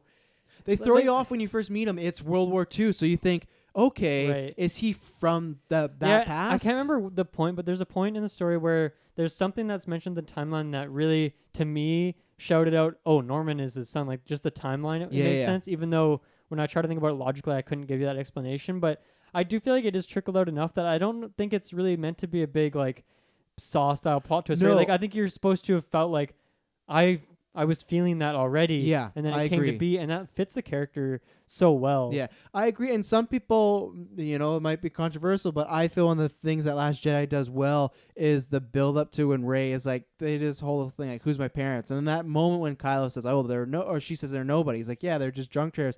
It felt like that movie, for some faults it has, to me, earned that, like, you're feeling like she's these parents aren't anybody. They're no one, and that's why I agree with you that it wasn't a Saw twist. It just reminded me, that's how I picked up on, like, oh, that's going to be important later. But I felt the same way. It was just, it even felt like Sam was slowly realizing, even though it is a big thing to him, it feels like when he looks back on it. And I should have said that in my opening, I've never been emotional in game, but the 2 times I was is when he takes BB back, Clifford, when you kill him, but then he gives you that moment. I literally was tearing up. And then at the end, too, just the realization that him protecting his son, Mads, and you get the whole, I love that you had all those flashbacks, and then you get the full story from point A to point B. Yeah. I really love it. I think that one was done flawlessly. I think the one with Amelie was a little, I didn't like that. We'll get to, she was explaining, like, there's a big plot point where she's going to explain something, and then it cuts away, and then he's like, oh, so that's what that meant. I didn't like that. Right. I know they did that in the credits I explained.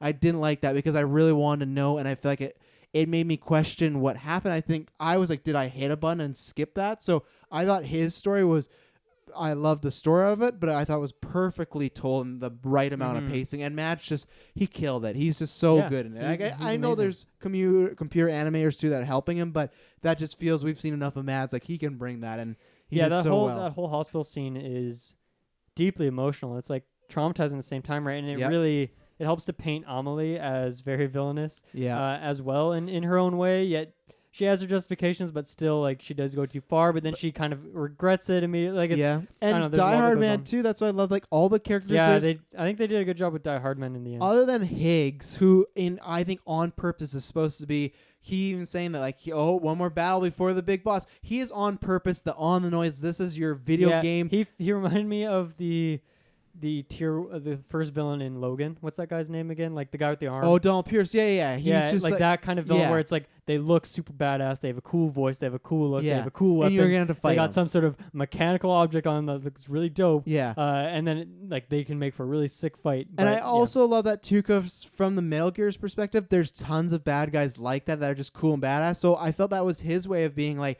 oh, now you're coming into Metal Gear, where the next villains are very emotional and more centered. So I liked that contrast. And other than Higgs, though, what I was saying is like it's kind of what we talked about with like a Thanos or even like a Joker recently these past few years. Like, they're villains, but they have a point of view. Even Amelie's, who's just like, it's so out there and so weird.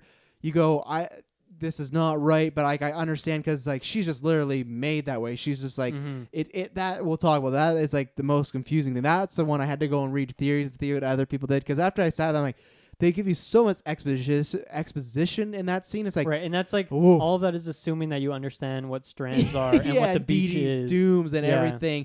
But that's, I would say, the villainous characters all have light and they all have reasons, or they're all fleshed out. That doesn't just feel like they're bad to the bone. Other than Higgs, which I feel is on purpose to have some fun. But the rest of them, I really applauded. He's meant to be over that. The top, obviously, because he even comments on it.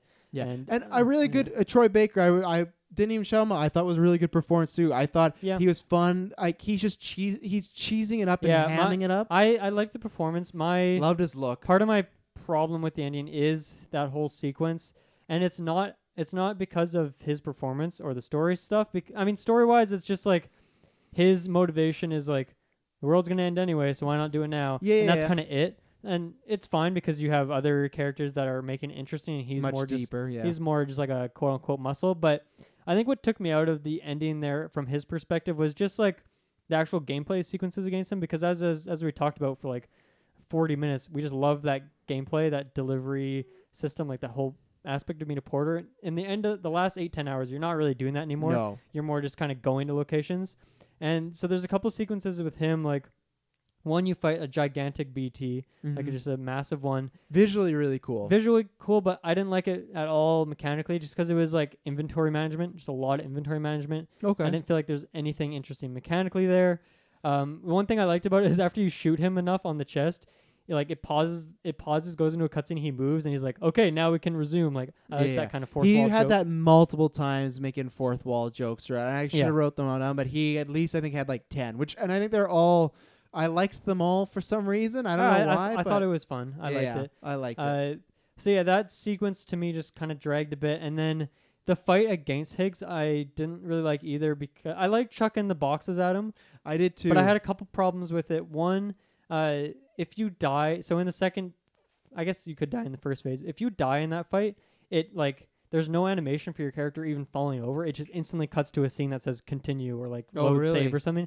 Like it's really, really, really over the top. One of the times I didn't die actually, so I didn't get that. Yeah, so I died a couple times on it, and the reason is so after you throw some boxes at him, you punch him. It goes into phase 2 where you're supposed to use the strand object, which you counterattack, and then you're supposed to grab him. Mm-hmm. I don't know about you, but I had never used that item once in the whole game up until that point. I used it for some mules, yeah. Okay, so that's why. Because I use it for seeing, but the actual like the pairing, and you gotta like miss them and then get them. That maneuver.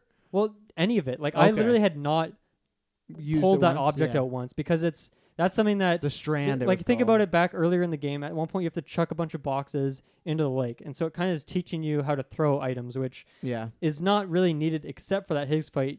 I don't know, maybe you don't need it, but it's like it helps. It's kind of essential. Whereas you also need to know how to use the strand. You have to hit R2 once to counter.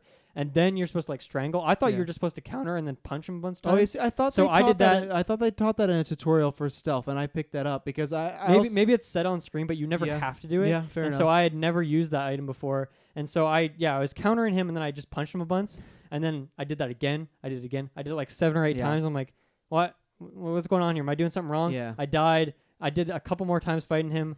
I was doing the same thing. It wasn't working. I was like, okay, there's something else I got to be doing here. Eventually, I figured out that if you get close to him after that, you can like strangle him, and that's what you're supposed to do. So to me, I felt like you're not supposed to die there, which is why there's no animation for dying. Yeah. But yet it was asking me to do a mechanic I'd never done before. So I just felt like that was, I don't know, maybe that was definitely something that only affected me. You didn't have that problem, and you thought it was fine. To me, that fight ended up dragging because you have to restart the whole fight. You don't just start from that phase. Really? You have to go back to the beginning of his fight. It doesn't take that long, but still I had to go chuck a bunch of boxes. Yeah. Still quite annoying. I love the third phase, though, where you just enter fighting game, and you just do a little, like, Wii boxing style fighting where you're pulling back, you're moving down, you're punching. It's really goofy. It's once again that fourth wall thing where you're just entering, like, this final battle. So I like that aspect of it. I loved the idea of it when I'm like, oh my god, this is awesome. I love all the animations, the cinematics. I just never felt like I was in danger. So that's what, like, there's so many times. Did you feel in danger at all during any of his fight, though? I did when he was like had the gun. He's like searching and whatnot. I was like, okay, he might shoot me, get me if I make a couple wrong moves. But the punching, it just felt like his punches had barely little effect. And when I hit him, it would just be like not just like they did like the Rocky slow motion animation, but like it was really like combat. He's taking like 5%. I'm taking quarters from him. So I liked the idea, and that didn't bug me at the end. I didn't like this boss battle. The only thing that bugged me from a story standpoint is like I don't know if I would have believed. I'm guessing you played on normal. Right, there's I think there's 4 difficulties. There's very easy, which I'm guessing is just kind of like the story. I think there's very easy, normal, hard. I play normal. For reviews, I always do. Did you play very hard? I always start on normal. Yeah, I always do for reviews just so I can get through them, and then it also gives me something to play again after. Yeah. You know, the first time I joined the experience, this time challenge. No, I was just curious, like damage wise, because I found that that combat, like I was pretty close. I was in my last 15% HP during the fist fight. Really? So maybe you're just better at it. I was nowhere. Earlier this year, you were practicing all that Wii boxing. Yeah, that's it. Yeah. But the only thing I didn't like from a story perspective was Higgs is trying to take over, will kill people, and he just throws his powers aside and his gun. He's just like, I'm gonna knife you, and that's where again it kind of worked because Higgs was that force wall breaker. But I was like, if this is Dire Straits where he needs to beat Sam. I wouldn't believe he wouldn't use these godlike powers he had, you know. But again, all these complaints I have are pretty minor, just because the stuff I love was so strong. But I do have complaints about it, but then I still almost have it it's up there as a 10, so I love it. But yeah. All right, so that's Higgs. Yeah, overall a fun character. Yeah, I mean, I think we've talked about Mads. I'm trying to think of more to talk about him, but I think just an amazing performance. Yeah. I really, as you said earlier, I'd love to see some representation at the Game Awards for him. Man, too. I don't know what. I haven't really thought about it. We'll find out on Tuesday. That's when the nominations are getting mentioned. I'm not sure. I guess John Bernthal might be in there this year as well.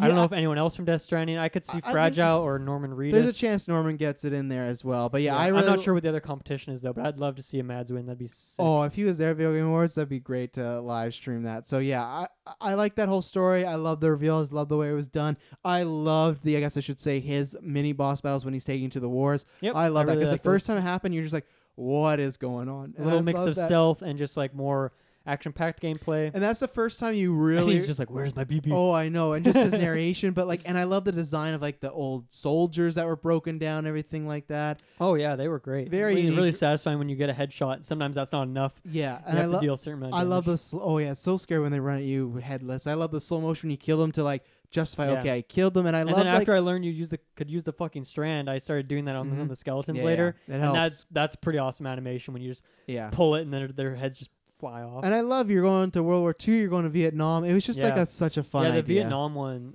was sick, like just in the forest there, the jungle. Yeah, it was great. So everything with Mads in that story was done very well. So let's talk about the EE. Let's talk about this whole... Yeah. So this is just completely a Hideo creation, and this is one that we'll talk about, but I don't think I could fully explain exactly what happened. This is the best. Probably got to go on YouTube and watch. Give me your best explanation. So the part where I was lost is because the thing is they've explained that your BTs are something that's caught between the life and the afterlife, right? It's in the middle where you're stuck. It's not gonna go to like a heaven or a hell. That's how I took it, right?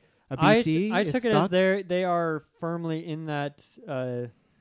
In like the afterlife or the dead world, whatever it is, I guess. Like the beaches or whatnot? Yeah, but then But to me, there's something after the beach, right? That's how I always took it. That after the beach, there's... Right, there's like the strand as well. Yeah. And that's the problem. There's so much. But in my head canon, it was there's life, there's death, and there's something weird in the middle, and that's BT. And the thing that I didn't understand is she's at one point, she's Bridget, right? And she dies, and this is the only part where I get muddly as like Amelie gets created at a beach, and are we supposed to take it that she's the first one ever that this happened to, this beach scenario? No, I don't think so. I figured that like everyone goes there, but to me, it was weird that I guess I'm lost. Like, how did she get deemed the extension? So is the beach like the creation of like the chiral network? Is that where it comes from? I don't like because that connects everyone. I don't think so. I took that as its own thing, just to do with the world. Because that could be how it how it just started happening at a certain time. Unless she, if she, that's assuming she didn't create it. I thought she created that to stop the extinction, right? That was her idea because she saw it coming, and she said to prepare people, she could get them all to link up together.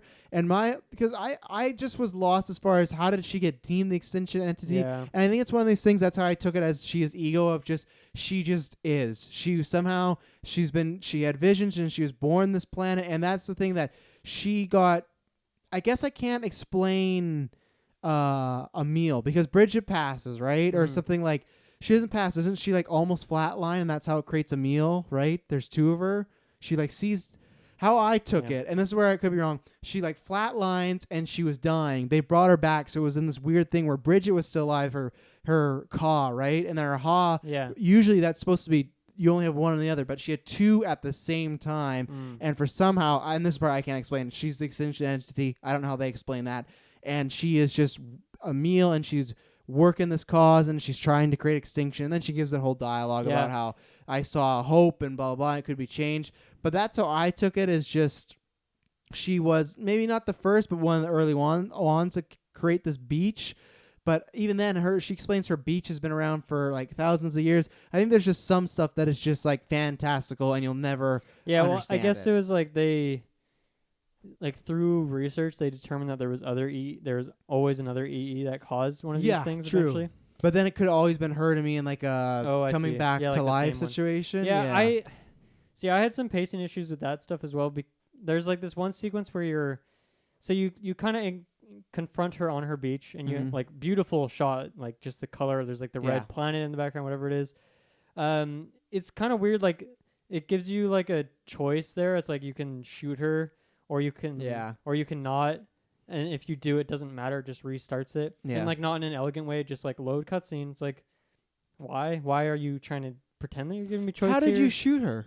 I just shot her with the gun. It didn't really work. In the back of her head? I just shot her all over the place. I shot her 6 times and the bullets went through her. Yeah. And then just went right to the cutscene of just like, right. oh, you've chosen. Yeah, I guess it does. If you just have to go hug her, is what you have to do. Yeah, that's right? what I did. Yeah. Yeah, so I guess it didn't matter that I shot her, but either way, No. she walks and then it just like ends it. But she also had like blood coming out of her eyes, so I figured that maybe my bullets did something.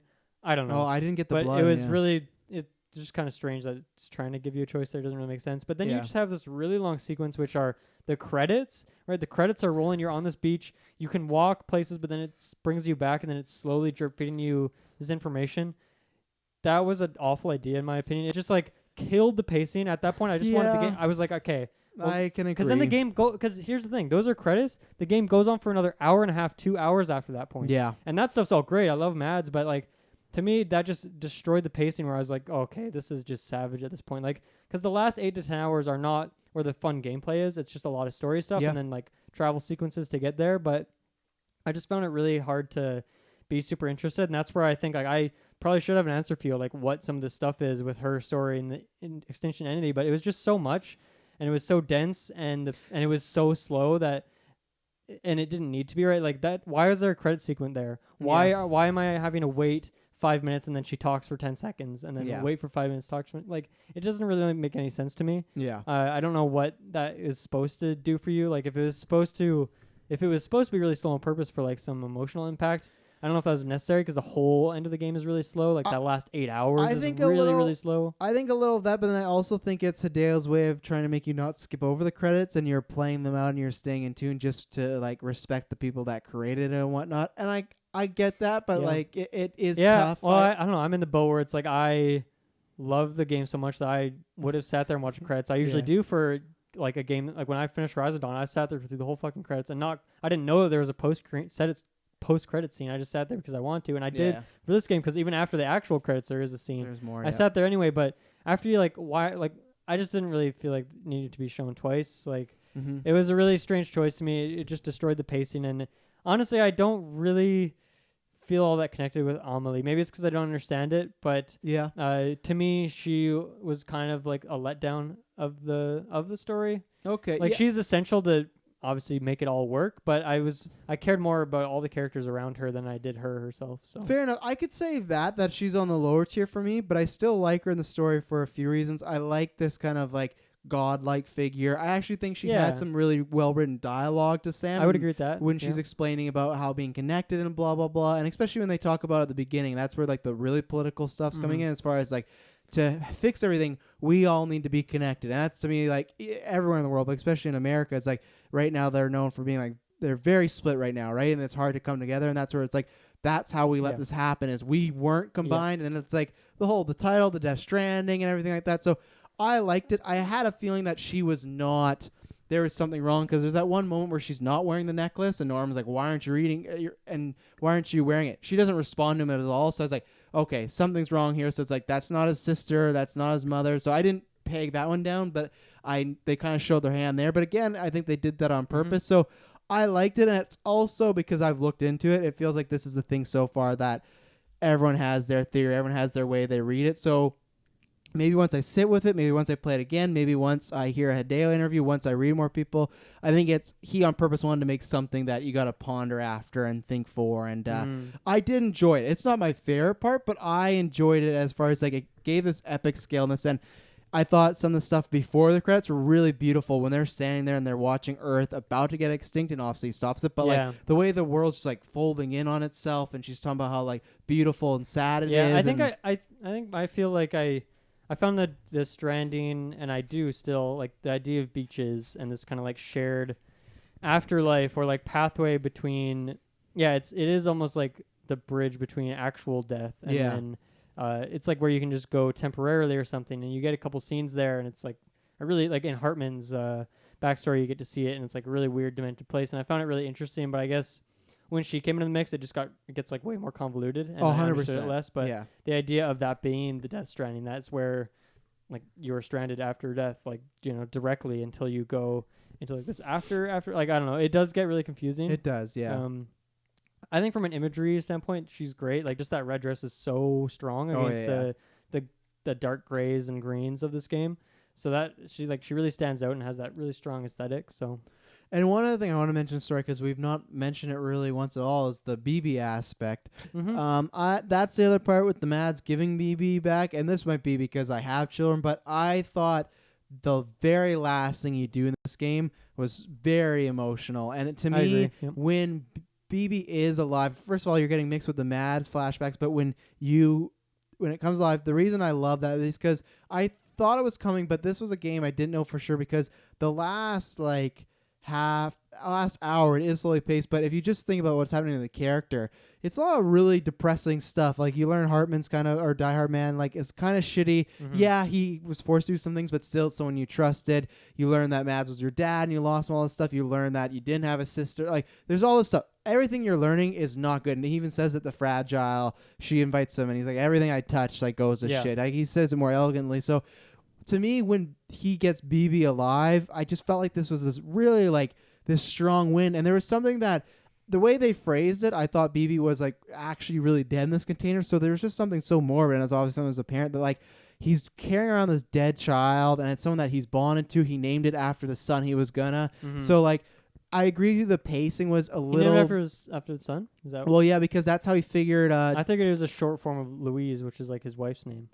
That's what I took it as. Is it because I thought Dead Man said that's what he was gonna name his son, and they looked it up, but you could be right, because that's the post credits thing is he says Louise. Yeah. I think you're right. I think so. Maybe that he was gonna name. It was retroactively though. I think we learned. Yeah, I think we learned first that he was gonna name the son Lou, but then we learned his former wife's name was Louise. So you're right, but I'm remembering it wrong. I honestly thought for a while, because we'll mention this. I guess we can mention it now, but there's some Horizon Zero Dawn stuff in this game, just some holograms. So fun shout out. But I was wondering if it was a Last of Us shout out after the Horizon stuff. Oh yeah, that was they arbitrarily called him Lou just for that, but then there's actual story reasons later. But I was wondering for a bit if it was another shout out to another big PlayStation game. So. Yeah. But when you're going to the incinerator, the score is happening, the soundtrack, and just that trek up there, because every other time you've trekked to do a mission, this is just the most depressing trek of your life. You can't use a vehicle for that if you try. It makes you just take that one last walk, and that one really powerful. That one felt needed. That's your first mission, right? Yeah. Or maybe not. I guess, is that your very first mission? Yeah, it must be. To incinerate Bridget? I think it is, yeah. And to me, that's where maybe some pacing at the near end, but the very end just finished so strong. And that was the other time I welled up and got emotional, because it was just it was so strong, and it just hit me. And I just was cheering for this character, just finally, and that's why it feels so good when sometimes so many stories do end with something good happening, but you don't feel it's earned. You're oh, that's the way it was going. But this just felt so earned of oh, thank God it didn't end that way. And he attached this child and it worked. So the very ending of the game, I loved it. I loved the last mission, and I loved everything about the BB aspect, the way they talked about how it's kind of almost stillborn childs, and they could sense it's the same thing. They were caught between life and death. I loved everything about that. So I feel that's the one thing, as far as other than anomalies and the extinction entity. Other than that, everything was pretty well explained for the most part, and I love that. I guess maybe I'm overreacting, but I really like the idea of anomaly, the extinction entity. I just don't fully understand it. I think it's pretty intense, but I still enjoy it. I think I like other stories a lot more. And that's just a good sign of wow, this game has multiple storylines or multiple characters that are really, really noteworthy. That's something that stands out in and of itself. Now, for video games, at least from the games I've played in my life, which is hundreds, so that's definitely something. Well, and that's the thing and we'll talk about the other characters. Just feels like such an ensemble, right? Of now, with Dead Man, Die Hard Man, I have all these. When you're making the comparisons earlier, I still have all these stories and characteristics about them that I'll remember for. Honestly, the rest of my life, Yeah, they all kind of have a gimmick or two, you could say, but they don't really feel like gimmicks. They feel like they just deeper good than that backstory. Yeah. Some of it, like I said earlier, does feel very exposition-y, but at the same time, a lot of it is really, really well done. Do you have anything left to say on Amelie, or can we jump into... I want to jump into Fragile next, I think. Yeah, I'm just excited to hear more theories as the life goes on. Yeah, I think I need to read some and just You should, try to conceptualize it. It was... I played for 6 hours last night to close it out, to make sure I was ready to go for this review, and it was intense, and that's why maybe the pacing was thrown off because I was really pushing it. Maybe I did feel like this game, just the nature of the gameplay, I felt like it's maybe a game that you're supposed to consume over the course of like a month or two. Like you're Yeah, slowly and that's supposed to the play problem through it for and you, the fans. do a are trying to delivery get 2 it in a out day. there. But I was just like, fuck, I want to play this for like 10 hours straight, you know? And that's the same way with the ending. I gotta not play again, or even more, just like sit with, because I did the same thing. I was not rushed then, but I'm like, okay, I want to finish this. I want to finish, get it done. But who did you want to talk about? Fragile, yeah. So Yeah. Fragile, I think is great because Higgs is very much the villain for like most of the game, right? Before you know that Amelie has some susses to her before. I mean, for a while, Deadman's kind of like maybe putting some blame on Die Hard Man as being a little sketchy. And then Mads is just like in another dimension. He isn't really related to the other stories. You just see him a lot because of the little memory stuff. He's the monster under up. the bed. That Yeah. he's there, but you don't know if he's real. Like, you don't know what it is. But right, because at this point, like, well, for the whole game, you've never seen him in the real world. Nope. Yeah. So it's and like they said he's dead. Yeah, he's he classified as dead. and right? he has like an undead army with him. So Yeah. he's very like, conceptually out there. Whereas And they also throw out the idea that Sam might be crazy at some points, right? Like he might Inception hallucinate some things. So it's like with Mads, you never really know. But and that's where Fragile I didn't know for a while too, because when we got introduced to her right away, the acid rain fell in that picture, and I was like, is this covering the woman's face? And this is his wife? Like, do we got the classic, again, Inception fantasizing about the dead wife situation? So for a while, I didn't know if she was real or not. So that's interesting. Yeah, and I think that, I mean, she is pretty wild. Like, she can teleport around and stuff. But yeah, she has a great look whenever she does the teleport. Like, the spikes on her jacket come up, which is cool. But yeah, she's great because she really facilitates to build Higgs as a really strong villain, and one that you really like. You want to get to the point where you fight him. You want to take him down. You want to take him out because you see how much how he used her and abused her and just got her to do some really heinous acts and destroy entire city, or one entire city, I guess. And I can agree with some of the critics out there, and this is a Hideo thing. I don't think she needed to be in her like underwear when that happened. She could have just been in regular clothes. Like I see some. I didn't feel like it was. I don't know. I didn't feel like it was over the top. It's not like you're... No, I didn't feel that way either, but I could see some people's wrong. Especially Norm Reedus is also naked in this game quite a few times, but I understand. You actually see his ass. You don't really see anything of her. She's like, pretty covered up. Hideo just had a pass of like, there's a character in Metal Gear called Quiet, and she's a sniper that can go invisible, but she's like very sexualized. She's just like a bra and just like... So it's like, I get it. It's kind of like a, a thing. I like that there isn't really any of that in this game. No, there's no... I thought you for sure getting it with Fragile, but he just kind of not kicks her the curb, but it's like sexualizes Norman Reedus in some ways. He gets that big booty time. a lot. A lot. Yeah. Big booty daddy. Yeah. But yeah, I thought the story of Fragile is great, and it's one because she's like the chapter 2, I think. So you really get hooked on that character quickly, and it does have this good amount of mystery where you feel like she's good, but there is like, okay, I need to learn more, and it's kind of trickled out in a good amount of way, and she's like, I'd say her and Deadman are kind of the two most consistent characters. Like, they're in every chapter for a little bit, it feels like. Whereas some of the other characters, like at one point, like Lochner just kind of disappears, and you don't see her for like the last 8 hours of the game, which is kind of unfortunate. But she doesn't really need to be there. Whereas Fragile always has a purpose, and I think that was really genius that fast traveling in the game is conceptualized within the game through the character who has teleporting already. It's just brilliant. Why not? And then that also works well when you want to take fast traveling away for a couple sequences in the game when you want the characters to make that trek alone. Well, Fragile's busy, or she's exhausted, she can't hear you, so you have a reason why it's like, oh, here's why you can't fast travel, you gotta do this. So I think that was really well done, and the performance is really good as well, so I want to see some more from her. She's really cool. But I really liked Fragile. I did too. I think it was good. I made some points where I liked that for a while. You just didn't know to trust her or not. Then she was kind of your loyal sidekick or partner or whatnot. And even like her position in the world, like her father had a successful delivery company at one point, and then due to Higgs and his manipulation, kind of got destroyed. Her empire kind of got destroyed. So it fits within the world. Does a little bit of world building as well, right? Because it's like, I don't know, gives a little bit of context for who else was doing this kind of stuff before you were. So I like that aspect. I was gonna say next? I'll go Deadman just because I don't have too much of that. I just liked him. He's a simple character. He doesn't have any hidden agendas. No, I liked his little origin story of he has a bunch of dead parts in 70% and stuff like that. Dead people. Yeah, I liked that. I liked that he was just, it felt slowly more becoming friendly. And I liked again, talking about things that earn the embrace they have at the end. Like the hug joke was fun, but when Sam actually hugs him, I think that was good. He's a good sidekick. More than like Fragile, I said sidekick, but he's like your true sidekick, and I was a fan of that. Yep, so I agree. I liked I like the kind of connection he forms with BB as well. It's yeah. I don't know. I guess I didn't really feel like it was building to a point where they were going to have any problem with each other, but I No. like that there was that kind of dynamic there where they were kind of bonding with each other, but also kind of bonding through this bridge baby, which is the point of those. So it's almost like it's like a metaphorical thing as well, which is cool. So, and then the two quickly ones I'll add is with Die Hard Man and Heartman. I like them both. Heartman, I liked the origin.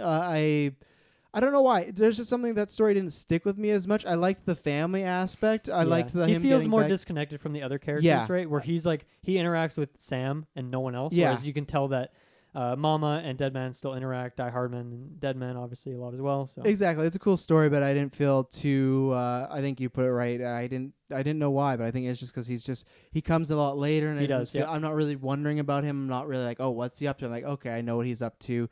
Fun little quirky like room and area he's at. I think I liked that one more than you did. Not for any particular reasons. I thought it was a really interesting concept, just that idea of like a 22-minute loop, and I think it's fun that while you're there, like it's at the start of a loop, and then you guys talk for. I don't think it's actually 20 minutes. I think they shorten it, but then he goes to sleep for a minute, and you just have a couple minutes where you're looking around his room. You can zoom in on stuff, get some info, and then he comes back. So it was cool that it was like the story played into that realistic factor, even though the timing I highly doubt was exactly that 20 minutes. Yeah, but it's a really weird idea, right? Like that felt like a very Black Mirror thing, where this 100%. guy is like, of his day, he's spending for every 30 minutes, he's spending 5 of that in this kind of other world, just exploring this beach. So I really like that idea. And then like that cutscene. He's still searching. Yeah, he's still searching this very day. And then that, just the idea that, or like that scene you get when he goes there and there's just like all these people, kind of like zombified, just walking into the water. Really weird, demented scene.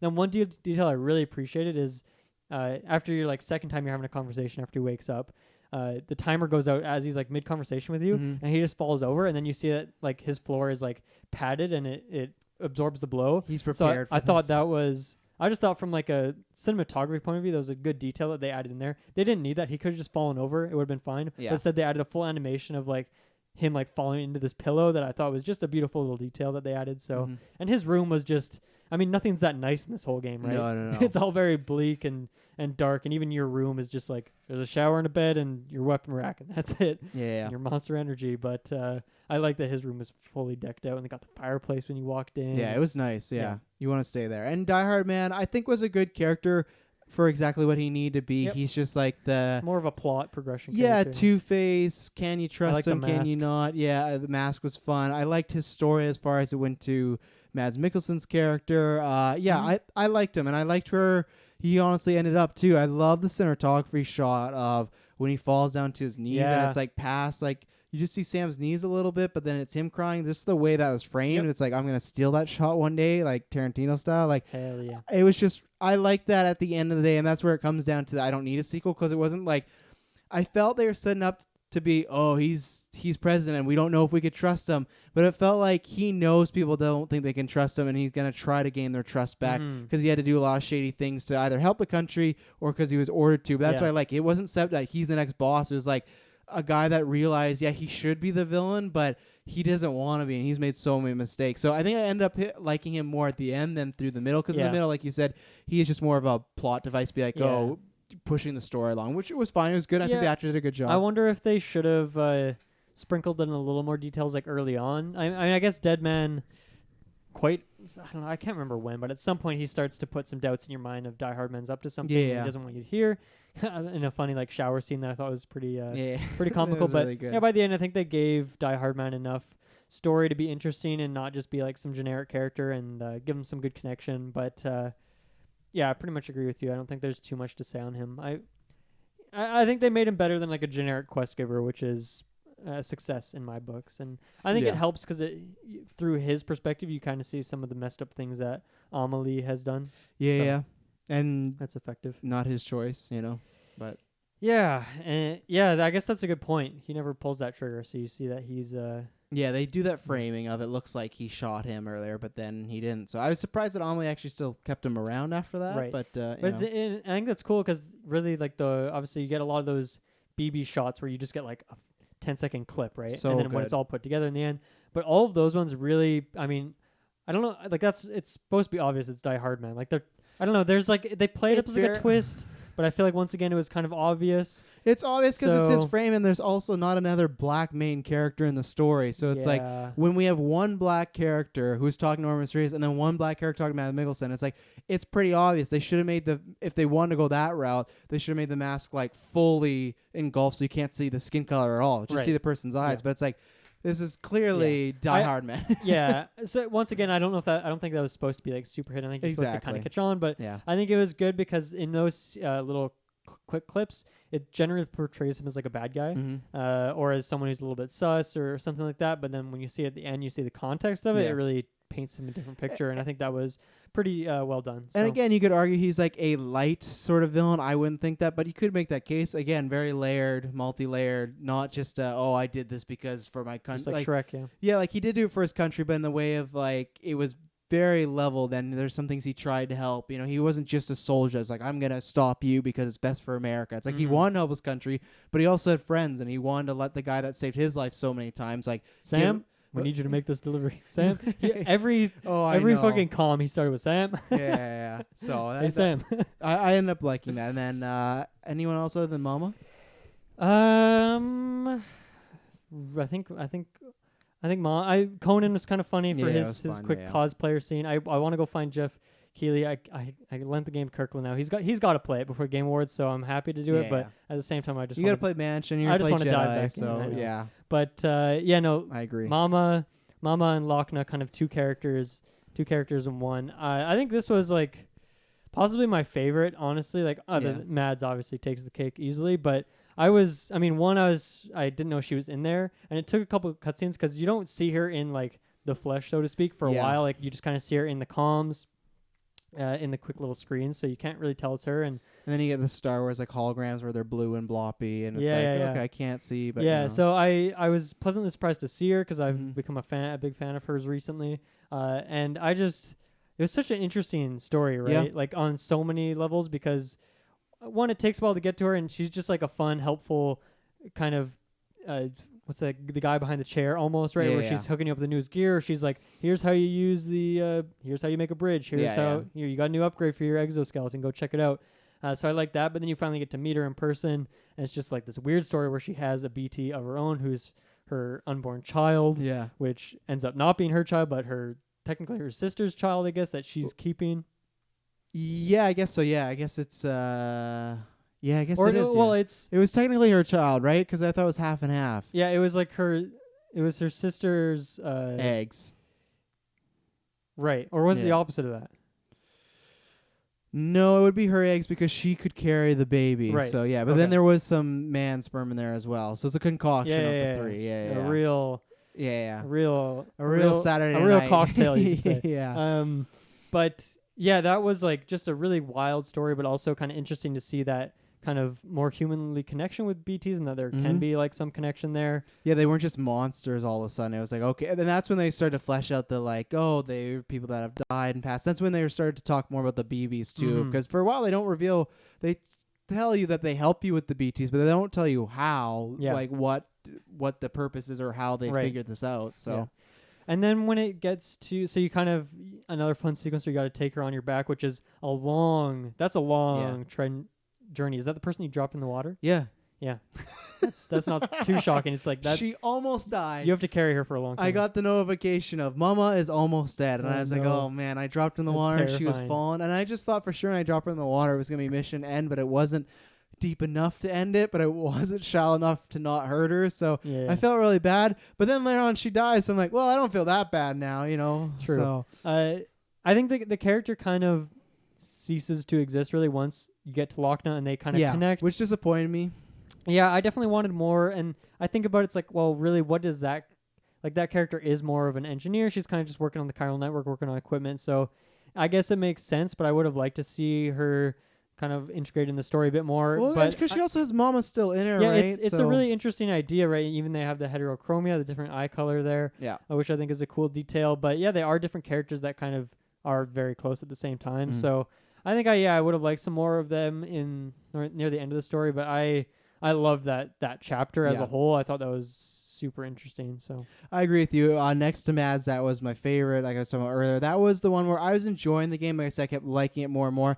But that was the chapter when it hit where I was like, okay, the story is also something special because they're telling you stuff and the story is good. But to me, it is very basic. It's a lot of trippy stuff. It's like Higgs, which we talked about, which is very video gamey. This is where I was getting to the point where, okay, like I said, the story feels something special. This is not just great gameplay and great. And hers is very tragic as well. To Mads, and similar to Mads, really, in terms of child. Well, and same thing relating as far as Sam, because he lost a child and stuff like that. So there's lots of parallels, and I love the flashbacks to her under the rubble and just like the claustrophobia, because that's one of my biggest fears is being like stuck somewhere like that. And the only reason she survived is because the way the rubble broke is that the water would sink down and like could help her drink and be hydrated. So it's like just by chance she survived, and then the BB is what made her survive as well too, because it cried out they heard the BB, not her. So it's just this really in-depth story for just a chapter, but it made you automatically, when you're talking about her being the guy or girl in the chair, it made you go from, oh, she's just a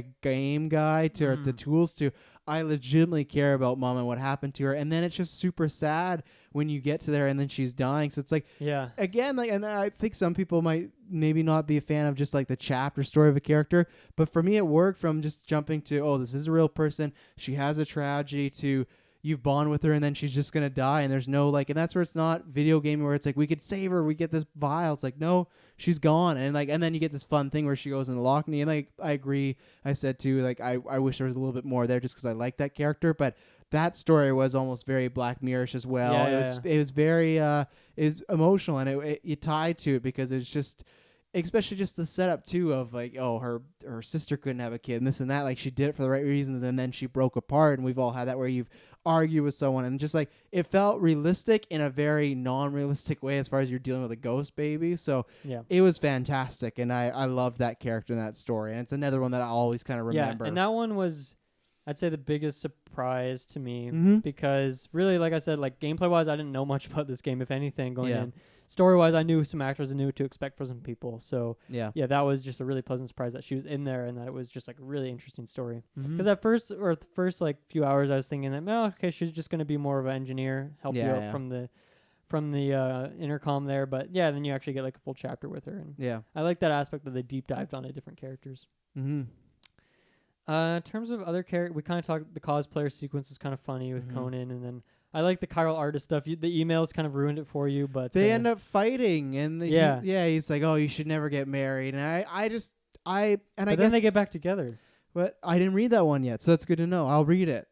They're trying. I read the last one. Like the mom like finds out about it all, and she's like, they kind of had the spat, but then they're gonna try and make it work or something. Yeah, it was the tough part for me because that was a fun, realistic kind of game, like a Hideo gaming thing. But at the same point, like the romantic in me was like, we traveled all this way, they found each other. Like, I kind of want them just to be happy. So I'll check that email, and I think that one was also just kind of interesting to me because when you go get the chiral artist, you go to the like pod. Like she comes out of the room. That's the first time one of those doors open. Yeah. And that was when my theory that like everyone's a hologram was broken. It's like, oh, this is the first real person I've seen in the whole game. Yeah. So, and it's quite a while. And that area was I loved that area as well. Talking about we just reviewed The Mandalorian, that was giving me those vibes. It was just like it was red desert, but still it had like that Tatooine, like you're off in nowhere. And there was the mules there, which those mules to me were very dangerous. And then there was like, you had, at one point I came back, someone built a bridge, so it was good, but there was just like very little space at one point. There's lots of places where you could have fallen. That happened to me once, so I really like that whole cliff there and BTs and stuff. I honestly think that was maybe next to just like the regular nice grass terrain. That was probably my favorite location. I just liked that. It felt very Mad Maxy as well too, just this desert and you're alone. There's smoke and smog, and it's just like for me it was definitely the deep mountains, just the top of the mountains. Oh man, just like I know that was like a Red Dead thing. That was honestly like, almost sold me on Red Dead. Was when you're walking in the snow and your tracks are just like kept there. It's great, yeah. That is like I don't know, just as a Canadian, possibly someone who spent a lot of time in the snow, trekking around in the snow. Like I love snowshoeing and stuff like that. It just man, trekking through deep snow is like such a satisfying thing to see in a game, like represented with like one. Like Norman Reedus as he's like trudging through it, but even just seeing your tracks from before. And I need some confirmation on this, but I found I took a few like the same path a couple of times and like certain snow sequences, and then I noticed that it was like padded out. So I don't know if that just happens naturally after you like attach to the chiral network, or if it was because I took the same like close path multiple times that it like eventually padded it out. But it's pretty cool. I think I'll appreciate the snow aspect when I go back and do some missions now, because I just felt like I was very nervous and scared at that point of like because when you can't see now stuff. You got to use that carrier. I will, and that's where I was just more like so focused on the game. I did enjoy it because there's just sometimes where I got to the top of the hill and just looked at it. It was just so beautiful. But now when I go back up there, I'll enjoy it more, because that's when I'm starting to get to the like. I was worried how long the game was. I was like, okay, I got to start trucking through this, because I was getting bombarded with side deliveries, and I would just do them. So, but honestly, I don't have a complaint anywhere. I think visually it was all great. Definitely. Yeah. Do you have any more character story stuff you want to talk about? No. I looked at all my notes. I have hit everything that I need to talk about for story, gameplay, everything like that. So if you got anything, throw it out. I have like a list of little things I appreciate, and then also nitpicks. Let's go through some of these. Very little load screens. I kind of mentioned that earlier, but just wait till you play Jedi Fallen Order. Is there a lot of them? Oh yeah, it's not good. I just blasted through Outer Worlds. There's a shit ton of them in there. Oh yeah. I'm used to it. That's why like when that was announced for PS5, load times non-existent. To me, that's always been the biggest thing. That takes me out of games more than anything else. And it like I think a game like Prey might honestly be one of the greatest games of all time if there was no load screens. If that was a seamless way you go through that whole space station, that game would be just on another fucking tier. But load screens, they bring down a lot of games, and I really appreciate not having like very much any. Like there is a few I'd say in the last bit of the game where you're getting a lot of cutscenes and it's got to load them and whatnot. But for the most part, like you probably spend like what feels like a 30-hour sequence of this game, right? Because a lot of it seamless. Right in the middle there, where there's not a ton of cutscenes and you're just kind of playing, where you're like no cutscenes whatsoever, and I really appreciate that. You might get a couple, but you can skip them. And that's like a nitpick, as we mentioned earlier. Sometimes multiple cutscenes you got to skip. It's so annoying. Let's see. What are some other ones? Leaving snow on the tracks. I really appreciated that. Oh, yeah. Just the satisfaction of like after you completed delivery and watching the path you took. I really like that. It's super satisfying, especially when you take one, like when you take Mama all the way over to Lochna. It's like that is a long trail to watch. And I find that really satisfying. Outer Worlds actually kind of had that too. Whenever you go on a mission, and when you get to the place, it shows you like the path you took. Okay. This is a little more detailed because the map is a lot more detailed. But it's just really satisfying for me to look at that. That's cool. I don't think I ever noticed a single invisible wall in this whole game. Right, like you can go anywhere that you set your mind to. I'm sure the edges of the maps. You go out there. Obviously, there's got to be invincible walls. You're gonna go up there, But I never there's never any reason to go out there. Like it's kind of obvious where the map cuts off, and so I think it was just a good way to nudge the player in the right direction, where I never encountered a single invisible wall, and that's something I really appreciate as well. The one mission where you have to deliver pizza, it was optional, and I'm sure you did that one. Oh, of course I did. I still got to go do another one because he emailed me and said... Yes, for another one, it's like a really long delivery. Okay, that's on my schedule once I get back to it. That's another cool one because you have to make sure the box stays horizontal the whole time, or else it'll degrade the quality. I don't know like where the cutoff is, but that's just cool. Like it makes sense. You got to keep that pizza straight. As a guy who delivered pizza for a few months, I know that feeling. You got to make sure that pizza stays nice and horizontal. So that was a fun mission switch up. Yeah, I mentioned this one earlier, how different characters kind of insist like, oh, it's better to go quick, better to go quality. Yeah. I like that. I was always quality. That was my big thing. Other than Mom I dropped, and I had a few, but I was always focused on getting that S tier. I think it was definitely quality, and then speed, and then the amount of stuff I was carrying. But it kind of depended. The map I think looks great when you zoom in. Like it's not super detailed, but I think that's a good thing, right? Because if you could see every rock and every cliff, that would kind of give it away. But just as you learn it and you're taking multiple paths, or it's like, oh, I have a climbing anchor up here, like that was just super satisfying, just kind of breaking down the map. Yeah. Here's a question. So one of the things you can build with the PCC is the what's the word? It's the fucking, not bungee. What is the word I'm looking for? Zip line. Oh yeah, zip line. Did you ever use that? Yeah, I did. One time in the snow, there was one down there. I used it. From my experience, there needs to be one somewhere, and then you have to put one down pretty much, and then you can use. Or, so I guess you need, like, how would that work? Because you would have to put it at the bottom. Can you go up? Can you go up a zip line?